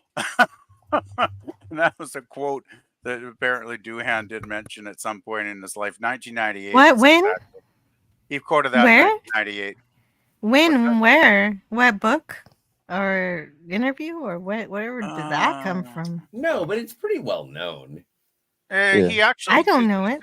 It says here he declined to be interviewed by Shatner for Shatner's first Star Trek Memories book. he also did not consent to do Shatner's follow-up book, Star Trek Movie Memories, although Shatner claimed in the latter that the icy relationship between the two started to thaw when both men were working on Generations. By Doohan's final August 2004 convention appearance, Doohan and Shatner reportedly had mended their relationship. So That's good. That's what matters. That's what yeah. matters. If there was a So problem, then there wasn't a problem later because they're it does friends. seem, I've always I'm had happy with that. mixed feelings about Shatner. Like, when I watch the blooper reels, it seems like they're having a hell of a lot of fun, right? Having lots of laughs. And then you read some of the stuff about certain cast members, well, George Takei famously, who didn't actually, appreciate Shatner, shall I put it that way? Yes, that is well known to me. And I've I always don't know too found much that about Jimmy Doohan feeling the fascinating, same way. like I wish I was a fly on the wall kind of hearing some of those conversations when they were actually filming TOS, because I bet it could have been quite interesting. Yeah, Shatner was apparently like oblivious to it until like he was writing he wrote Star Trek Memories and Star Trek Movie Memories, which were like autobiographical books. Yeah, I read Doing both. like research for that, he interviewed like Nichelle Nichols and stuff, and then I became aware, there was a problem on set. I didn't realize that. That's what he said afterwards. But on the social media network X, Shatner's account has blocked me just for mentioning that apparently someone else runs his social media, as data actor Brent Spiner already said and already talked about on a podcast. I had no idea that was to be kept secret, but clearly it was because I've been blocked for saying it. Oh, So sorry, that's unfortunate, but at least you know then that you were not blocked by William Shatner. You were blocked by his social media counterpart. And I want to make sure to say thank you to Data Zord, who became a member at the SC Nation Integrators level. Thank you so much. Live long and prosper. Thanks. Oh, I don't know if that's the whole thing. I need to get a better one if that's it. Let's do this one. Let's rock and roll. 6. I'm just looking at First Contact clips.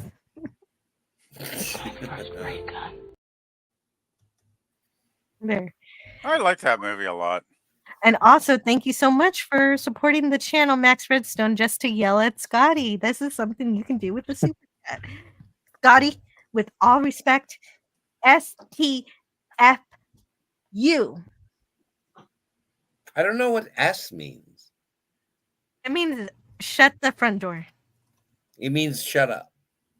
Yes. Oh, well, I have another clip for that also. Well, I can shut up for $2. Sir, I know this may finish me as an acting ensign, but... Shut up, Wesley! Wesley's best moment in the whole series. I'm going to uppercut your buttocks. No, that clip always makes me happy. I think it makes things that always almost make me all of laugh. us happy, actually. But seriously, Wesley, most hated character in all of Star Trek, old school Star Trek, pretty much. And Kimberly Anhart says, wow. Jill, you're a lucky mother who has a daughter. I'm proud of you. Yeah, as a son and a daughter. And every time I'm sent a super chat, they get snacks. More extra snacks. I get them snacks anyway. But keep up the good work. She also says. Mikey sees 4 so far. Oh, he's providing an update on the poll, which is a good idea. So far, Red's leading by 57 over Gold's 27 right now, and in reality, it's changed. Red is now at 52 with Gold at 30%. I don't know. I think I would want. I want a Gold. Yeah, I would choose Gold too because of. Me too. That's what I voted for. I voted for Gold as well. Engineering. Well, I wouldn't want to. I mean, I could wear gold out on the street in day-to-day life, right? Yeah. I feel weird walking around in red like I was a target or something, for somebody to take a shot. Well, if you're wearing blue, you're basically just a pussy. Yeah. Well, blue's kind of bland, right? So, yeah, I couldn't go with blue either. Gold's kind of regal too, it's got a history, So communications officer, so already Gold works. Yeah. So you're calling Picard in Tapestry's alternate timeline a pussy? Yes. Well, we wouldn't be. So Well, is that's the whole he. point of the episode, actually. That's the He entire never. reason that I said that Blue was pussy is because Many people that's think what of Picard as a pussy. Unfortunately, that's No, what Picard ended but up only in Tapestry, Tapestry. because Yeah. he didn't take risks with his career. He didn't have the same background, and so he didn't do as much. So your Well, and- past, even when you have something in your past, the whole point of the episode is even if you have something in your past that you regret, it's important towards making you who you are today. Mhm. And so don't be too I upset need about my those pain. regrets, because they make you who you are. I guess you could say the same thing to Scotty and Relics about having missed time. It's like, don't be regretting that you've missed those years, because you're here now and you can be of use, of Well, and service. that's also like dramatically something that I appreciate about this episode is that he does say, and I'm just an old man hiding in this, and it's about time I acted my age. I like that. When he's on the I bridge of like the, that. when he's in the holodeck on the bridge of the Enterprise, right, and he says, "I have to act my age," and it's basically a statement about as you get older, it's so easy to want to live in the past, to want to relive those past glories, to want to relive those good memories and the good times, but it's a bad way to live. It's a bad, destructive way to live because you have to live in the present and think Mhm. about the future, not the past. And Well said. That's the way I saw yeah, it. that is well said. It is. Thank you, Joe. But the past does also inform on the future, and it's good to learn from history. Oh, definitely. John the Beagle Dad is here. Hello, and he Beagle says, Dad. "Here's to Hey. you, lads." And I that like is, beagles. I love that quote too, which is why I did pick it up. I had two big. Here's to you, lads.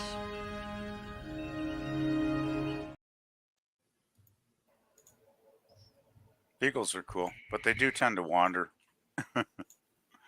If they get loose, they really do wander. Though they're hounds, right? Yeah. So- Right? Do they know how to get back home? I would think they would. Oh, I have a tragic story about how I lost one of mine, but Oh. I won't bum the stream out. He wandered off and he didn't come back. Well, he didn't I'm come s- back alive. Yeah. No, I I'm had so a- sorry to hear that. Yeah. I had a dog that was on a leash in an enclosed backyard patio, and she got excited. Her name was Sparky, and that was the name of she my first jumped dog. over the fence, but unfortunately, she was on the leash, so she Oh, no. effectively hung herself. Oh, that's terrible. Yeah, that's why you don't leave your pets, tied Hanging. to stuff like that. Well, we had a nice outdoor pen that my dad built for my dog. This for my is Beagle. getting way weird. And he little bugger dug under the fence, and then he went wandering off, and some asshole ran him over on purpose because the man who brought his little body home in a rug told me what had happened and said he chased the guy for blocks and blocks and blocks and tried to get his license number to report him. We he should couldn't, clip this unfortunately. and call it pet violence. It was a bad day in my little. I think I was 13 when it happened, so it was not a great day. Yeah. Well, Oh, since so we're it was- deep in that anyway, I lost my cat. It was to 1897. Coyotes. Not Lana. It was a previous cat to this one. Okay. The, Yeah, we the worried there, current Joe. cat is still here. She's about 11 years old. I've been watching like YouTube videos about what can happen, what can go wrong with elevators, and like the number of times where it's like a dog's lead is caught in between the doors. Oh, that no. seems a really common problem. Oh, that's yeah, not good. Stratopupus cuber. I'm sorry to interrupt the death of our furry family member, but I'm sorry to interrupt this exactly. Lovely. there's a live furry family member right here. Stratopupus cuber, who's not a furry. He's an actual polar bear. I used to feel sorry for Will Wheaton because of the Wesley hate, but then they started. Then he started running his mouth. Now I want to tell him, shut up, Wheaton. Yeah, I was wondering, do you think Wesley was more or less hated or don't do disliked that. than Neelix? Before we discuss Oh, Felix versus Wesley, hold on just a moment. There's something Sure. very important. We need to talk about Price of Reason. He's got to go have dinner, and I don't want him to go without. Thank you so much for your contributions today and for enjoying this episode with us. I feel like they were very minimal, the contributions, but thank you for inviting me. Oh, no, they were fantastic. There's a lot going on, and it's a big panel. So you did amazing. And heck, if you want to talk about Relics some other time, too, I'd talk to you about it more someday. For sure. No, I kind of, you sent it to me earlier, and until I got home, but I was happy that, I was still able to make it for some of this, because it's really a great episode. So thank you. And have a great rest of Oh, wait a minute. Tell me about what you're doing on the internet and what you want to promote. If there's okay. going on. On my main channel, I just posted a review for the new Beetlejuice movie.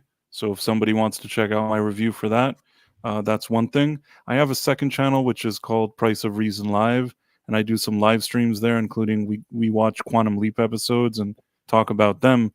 Hopefully, we'll see you on one of those streams.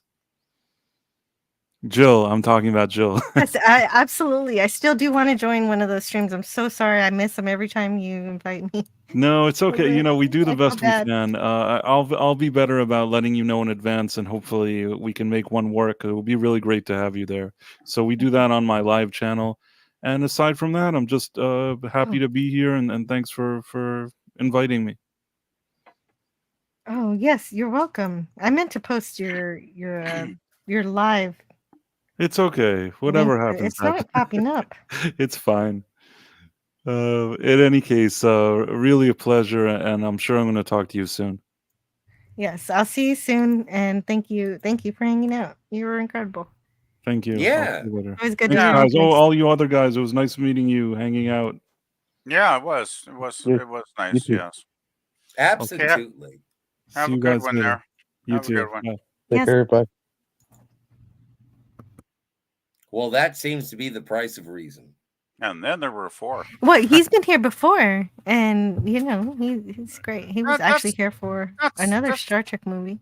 That's not the same guy as the British guy that we've talked to, is it? I'm getting confused. Well, there are more than one British people in England. He's an insider in the industry over there. I think that might help. That one is Lance at the Outcast Creative. Oh, it's a different guy. Okay, I get confused sometimes.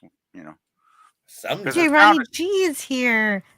I want a TNG male dress. You want a scant? Oh, I could do without that. Actually. Well, you know what, DJ Ronnie G, if you want to wear a scant, then you can be the best man at my wedding. Now, all I have to do is find a bride. That's the tough part. But I want my best man to wear a scant. It'll emasculate him. It'll be great. Well, but he wants to wear it, so it's not emasculating if he's proud of it. It is quite like a kilt. It's kind of like a kilt, yeah. I'd feel more at home in a kilt, because somehow a kilt with its long But a history... scant is a kilt. No, it's more like a dress, because it covers your whole body from your shoulders down. But a down. Kilt is a dress. No, a kilt is from your waist down. A kilt is a skirt. Well... You go over and tell the Scottish people that. No, you know what? No, the only thing Scottish about me is my it is a skirt. It is a skirt. You're right. It looks like one, but that's deceiving, I guess. Well, if they want to call it a skirt. It has a manly history behind it, though. It's technically classed as a male skirt. It still has a manly history, though. I'm gonna offend somebody here. Offend me. Offend me. Okay, wow, Jill's going to be offensive. So no, I'm just kidding. I'm kidding. Euler Greg says, my favorite TNG episode. I just wanted to scare you guys so I could say hi to Euler Greg. Hey, Greg. Hey, Euler. Wow, this escalated fast. This stream escalated. Oh, it generally does. It generally does. This was the Next Generation episode that had the same feeling of the original series. Yes, it definitely did, especially with Scotty saving the day. in his way, and it was just perfect. And Yeah, Ronald D. Moore did a splendid job on this. I think there's more than one though, but yeah.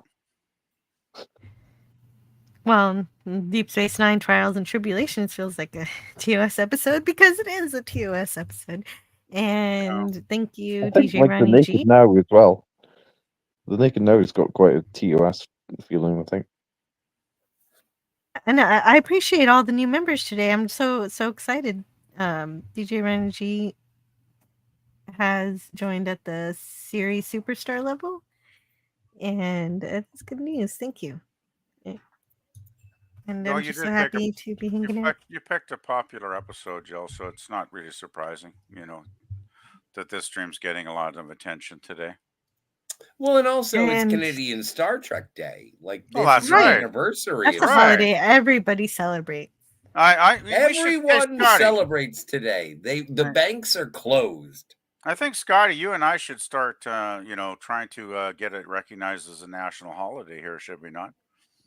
Well, especially on Fridays. Yeah, what the hell, Yeah. Oh, by the way, Well, when but I was- we got to compete with like the Toronto International Film Festival, so it happens around the same time. Yeah, but they're not showing anything good anymore, so it doesn't really matter. Oh, come on. They got a Francis Ford Coppola movie called Megalopolis. I Oh, watched really? it. Oh, that sounds almost interesting, actually. Gosh. Mm-hmm. By the way, I just want one last thing I wanted to mention about Jimmy. When I was doing my research, he was. This is a little bit of personal life history, if that's okay. Doohan was married 3 times and had 7 children. He was busy, not just acting. Including 4 of them, including Christopher, with his first wife Janet Young, who he divorced in '64. His marriage to Anita Yeagle, 1967-72, produced no children. This is the part I found really interesting and probably not very politically correct anymore, but in early 1974, he was introduced to 17-year-old fan Wendy Bromberger at a theater performance. They were married that same year when he was 54 and she was 18 on October 12th, 1974. Hot damn. Get this. Star Trek guest actor William Campbell served as best man, which I thought was awesome. Yeah. And it says Doohan and Bromberger had 3 children, Eric, Thomas, and Sarah. In April 2000, around his 80th birthday, in his later years, Doohan had a multitude of health problems due to his lifestyle, alcohol consumption, blah, blah, blah, his diabetes. Chain smoking. Yeah, smoking, all the rest. And then he died, I think, in 2000, was it 2005? From Alzheimer's, and I think he had pneumonia as well or something. So, okay, you know what? Backstory history, Here's what I'm doing. Like, I just found out that Jimmy Doohan was married to an 18-year-old. I am changing my age bracket on Tinder right now. I was a bit surprised that he married an 18-year-old lady. I'm surprised by that too. Yeah, but the thing is, obviously, they were very happy, I guess, because they were married till he died, and they had 3 children together. So I imagine it must have been a very good, loving marriage. So, Yeah, but that's a 30-year difference. That's I know. Yeah. I was shocked, but well, there's another thing. Doesn't it kind of fall into the themes of this episode, though, about some an older person not fitting into the present day and being obsolete, and it kind of goes against that in a way, because I appreciate where you're steering this, but I do want. A lot of people demonize age gap relationships, and maybe generally they don't work, but I'm saying there are exceptions. Are you saying it's okay for a 50-year-old to be dating an 18-year-old? I'm saying if the two of them, it's a yes or no question. If they have a chemistry, and it No, works for them. I do not believe in that. Wow, I do not agree with you. I always thought you were the most promiscuous person on our panels. I am very promiscuous. No, and Snortopoopus Cuber agrees with Scotty, as do I. Really, I do think that is kind of. I love James Doohan, but that is kind of a big. That's gap. I was very surprised. I was very surprised. And Snortopoopus says, I do think. Wait, okay, but PvP. I was trying to shop. Butt stuff. Sorry. I mean, butt stuff. Snortopoopus Cuber. I do agree with Snortopoopus. He says, I refuse to marry anyone younger than my socks. Well, I don't have any 18-year-old socks, thank God. But Sentai Ranger Donnie says, under a quarter of an hour until the new products with Doomy. And right 10 now, minutes, 10 minutes till Walton's time for me. Right. And right. But also, if you go to Overlord DVD's channel, his stream is already on, so I can put the link in the chat to direct you guys over there once we're done here within the next 10 minutes. And so I think I appreciate Relics. I think I appreciate Relics because like they deal with a theme that basically like they'd gone into in the previous season, which was like cause and effect with the starship in that episode with Kelsey Grammer playing Captain Morgan Bateson, and actually you see him on the view screen and that you see him sitting next to a standing Starfleet officer woman who was originally supposed to have been Savik. But you don't. I think the way that cause and effect plays, it's so much to do with like the time loop happening again and again and again. You don't really get much into the theme of what does it mean for them to be time displaced. So I'm like looking back, I'm glad that they dealt more with that theme in Relics. In the next season. Yeah, the fish out of water feeling of being out of time. And that's something that also reminds me of that other episode, the Neutral Zone. I also like that one. Mm-hmm. But this one's what happens when it's a Starfleet officer, and it's just really, really radical. And I enjoy it also. And I just want to thank you guys for being here. I think we've covered it pretty well, and I even got to talk a bit about James Doohan's life. Thank you, everybody who contributed to that discussion as well, because I definitely wanted to appreciate him. Claude Parrish is here. He says, I met James Doohan in the mid-'80s at a con in New Orleans. He was so fun to listen to until he was irritated. Then he would go off. It didn't last long, though. Oh, I would love to hear him rant. I've never heard that before. And also, just in a few minutes, make sure you do a jail raid at Friday Night Frolics with Doomcock in 10 minutes. And there's a link to that if you want to go say hi to Doomy with that. That'd be funny. I like that. I usually don't get to raid that show because my show is on so early. You have a show? Yeah, we just had it. Well, speaking of having a show, please tell me about you and what you're doing on the internet and what you're excited to promote. Well, my name is Scotty R37. I'm on X at Scotty R37. Chicks dig me because I don't wear underwear. And I have a couple. I am a commando. Thank you for noticing. And my friends are Antiderivative Jill, of course. Like and subscribe, share. I also am friends with Cinema Gulp. I get to do stuff with Cinema Gulp, which is fantastic. And also Phantasmagorium. I get to do that with my friends Kat and Steve. And we've been going through so many things. You should check out all the playlists. Also, by the way, if you can find it in your heart, the only thing I want for Christmas is a Hot Toys She-Hulk. So if you could send me one, I would be very, very happy. Anyway, back to you, Jill. Yes. Okay. And also check out Scotty on Twitter. There's the X right there. I said X. I know you said it, but I hadn't put it up yet. And thank you, Dan Leckie, for being here. Is there anything that you want to promote before we head out for today? Well, I'm doing the quiz in about 7 minutes on X. On X, okay. So Yeah. here's your link tree. Is your Twitter on your link tree? Hopefully. Yeah, it must be. Okay. So here's Totally. Dan Leckie, because he's got lots of projects and things that he's doing. I'm sure he's keeping up with updating this, and so just check him out here. What day is it? And thank you for sharing your thoughts about this episode. Thank you, Joe. You're welcome. Enjoyable. Excuse me. Sorry. Enjoyable to speak with all the panelists, and enjoyable to think about and consider and review a great episode. So thank you. Yeah, thank you. Absolutely. It was my pleasure to have you on. And PvP, is there anything you want to talk about before we head out?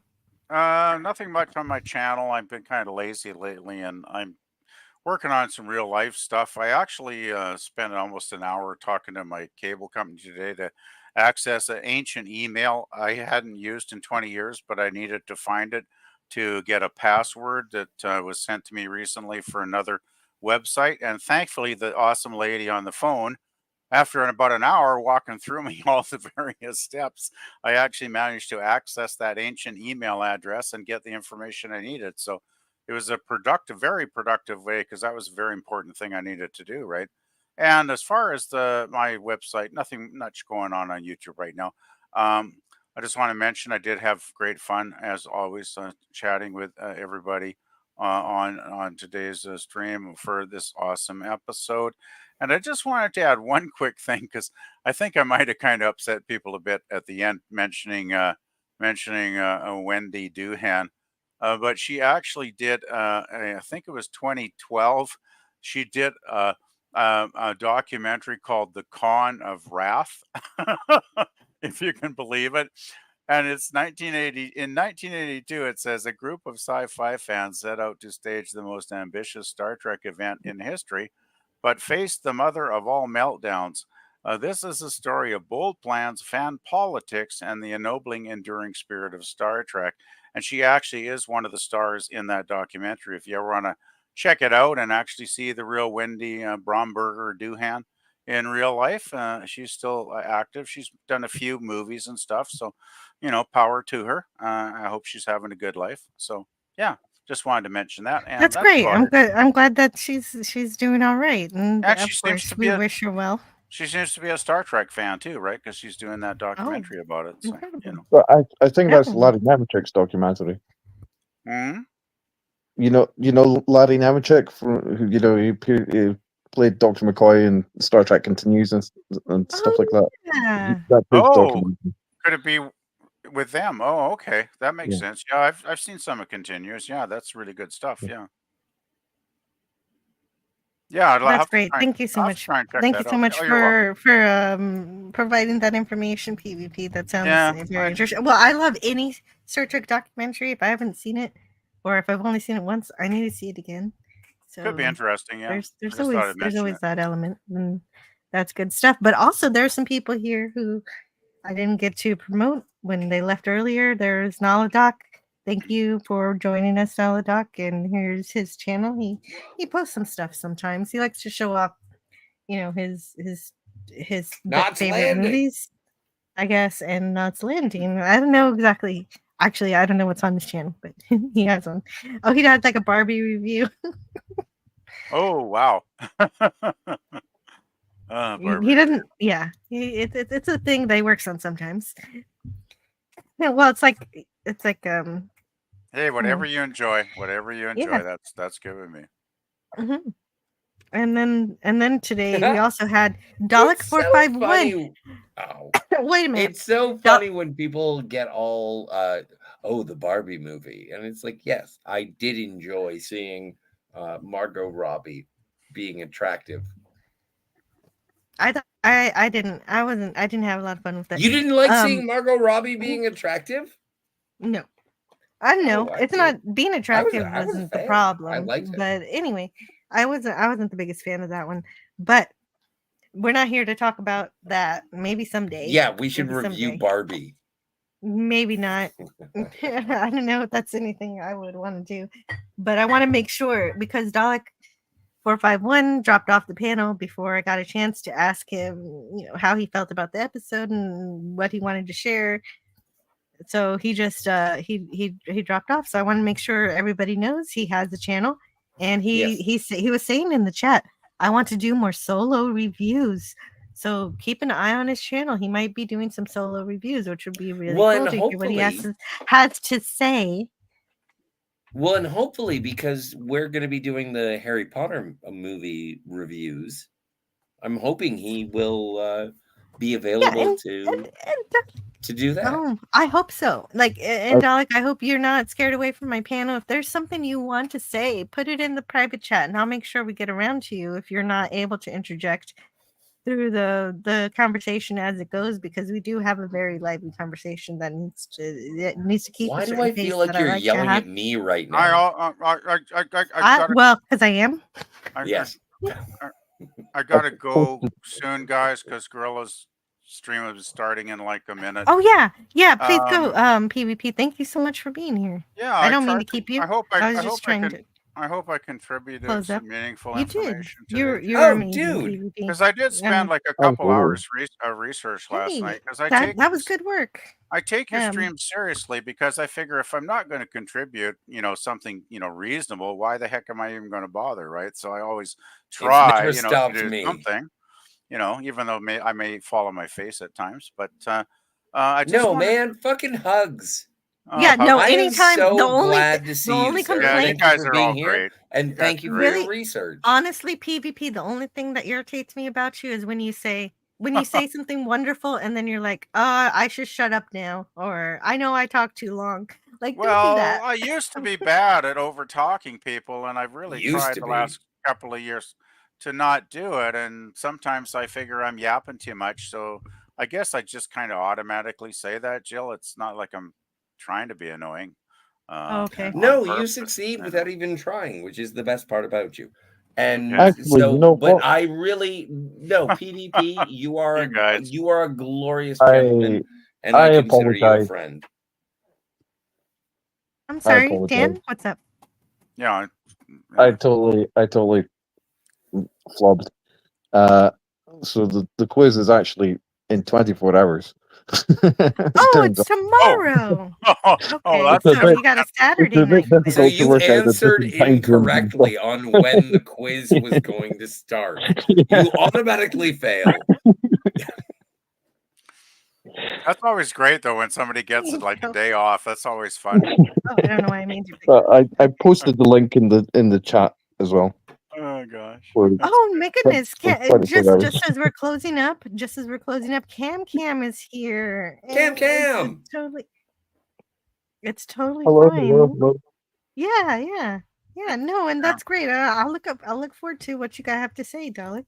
And Cam is here. He says, "Hi, Jill and Game Gang." I just want to. It's really great to see you. Just before if I could quickly mention, I'm missing our Lost in Space review streams because we haven't done them for several months I do now. miss them too. I would really like to figure out how to do live streams because I would be very happy to pick up the mantle and host the Lost in Space streams if you guys are, possibly into considering that. Oh, sure. As soon as you got that going, just let us know. Yeah, because I was thinking if I could get my act together and figure out and actually get it going, I would maybe want to, start on Monday nights again like we used to when we were doing those. If you guys are, if that works for you guys. And I can't commit to anything right now, but as soon as you've got things going, then I want to participate. Yeah, as long as it's the same date and time, same bat time, same bat. Yeah, we used to do Monday nights. I think it was Mondays. Night. Yeah, if it's Monday, I can definitely do that. But we've got to go now because Five Night Frogs is live. I won't You've got to go. Take up your time I've got to go. So okay, see you guys. Let's go party. See you later. Have a good one, guys. Take care, everyone. Have a great week. Bye. I'm gonna go play Fallout New Vegas. Oh, that sounds like so fun. So much fun. So much fun. Let's have fun on Friday. And I hope you guys enjoyed. And Let's happy frolic! Canadian Star Trek Day. Enjoy the rest of your Friday. Enjoy your Star Trek Day weekend.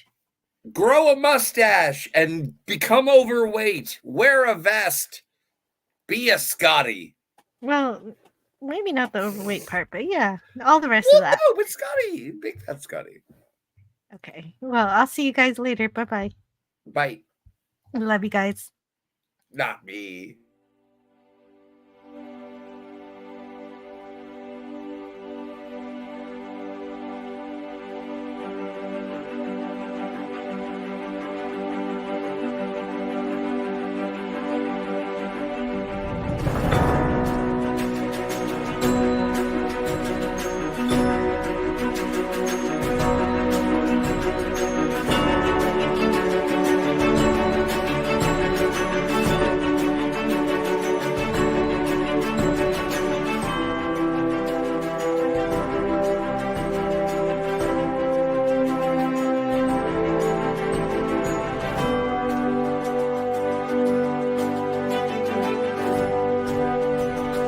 Learn all that is learnable. And the ways our differences combine to create meaning and beauty. It has always been easier to destroy than to create. May we together become greater than the sum of both of us. Well, now you have something new to think about. Carry on. It's what you said there is exactly that one word is what's missing in my opinion. This is my opinion. Love. I think that's what's missing in Star Trek now. It just seems like a hollow shell with a wind-up key on the back. You know, we can just keep an outlook and hope things change for the next generations. You know, I'm old, so I know I'm not around, and I know I have the classics to enjoy. I look at the original, right? I look at the original series cast. The way I look at it is like a family to me. They're a family. I was a kid. I used to go hang out at their house every night at 6 o'clock, and they all treated me like one of them. But sadly to say, they've all passed away. Their house is still there. I can walk by and see the house, and there it is. But I know there's different people living inside, and I can understand that. So I hope eventually Star Trek will be in the hands of somebody who cares about it, who does have hope for the future, who does want to write straight to the hearts and the minds of the fans out there, and not to the bottom dollar, pretty much. A physicist called Freeman Dyson postulated the theory that an enormous hollow sphere could be constructed around a star. I don't know. I've never seen a transporter jury-rigged like this before. I bet Jim Kirk himself hauled the old gal out of mothballs to come looking for me. Could someone survive inside a transporter buffer for 75 years? Well, I think it was only 50% brilliant. Franklin deserves better. I'll say this about your enterprise. The doctors are a fair sight prettier.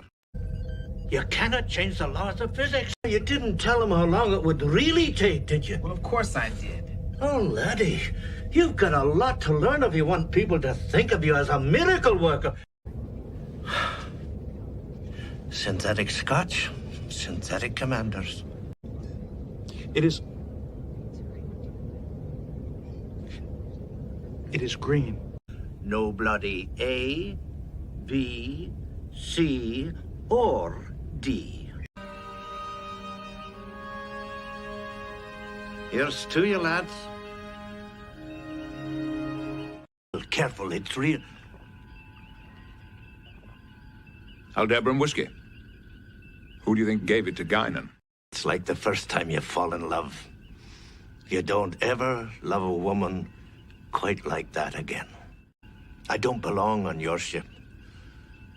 I belong on this one. This was my home. Now, Mr. Scott is a Starfleet officer, and I would like him to feel useful again. Well, never get drunk unless you're willing to pay for it. The next Impulse engines are offline, and I can't stop our momentum. We're falling directly into the star. If it wasn't for all the structural damage, this ship still might be in service today. Just because something's old doesn't mean you throw it away. We need a week just to get started, but we don't have a week, so we've no sense in crying about it. Forget it. I wrote it. A good engineer is always a wee bit conservative, at least on paper. Oh, I I may be captain by rank, but I never wanted to be anything else but an engineer. I have spent my whole life trying to figure out crazy ways of doing things.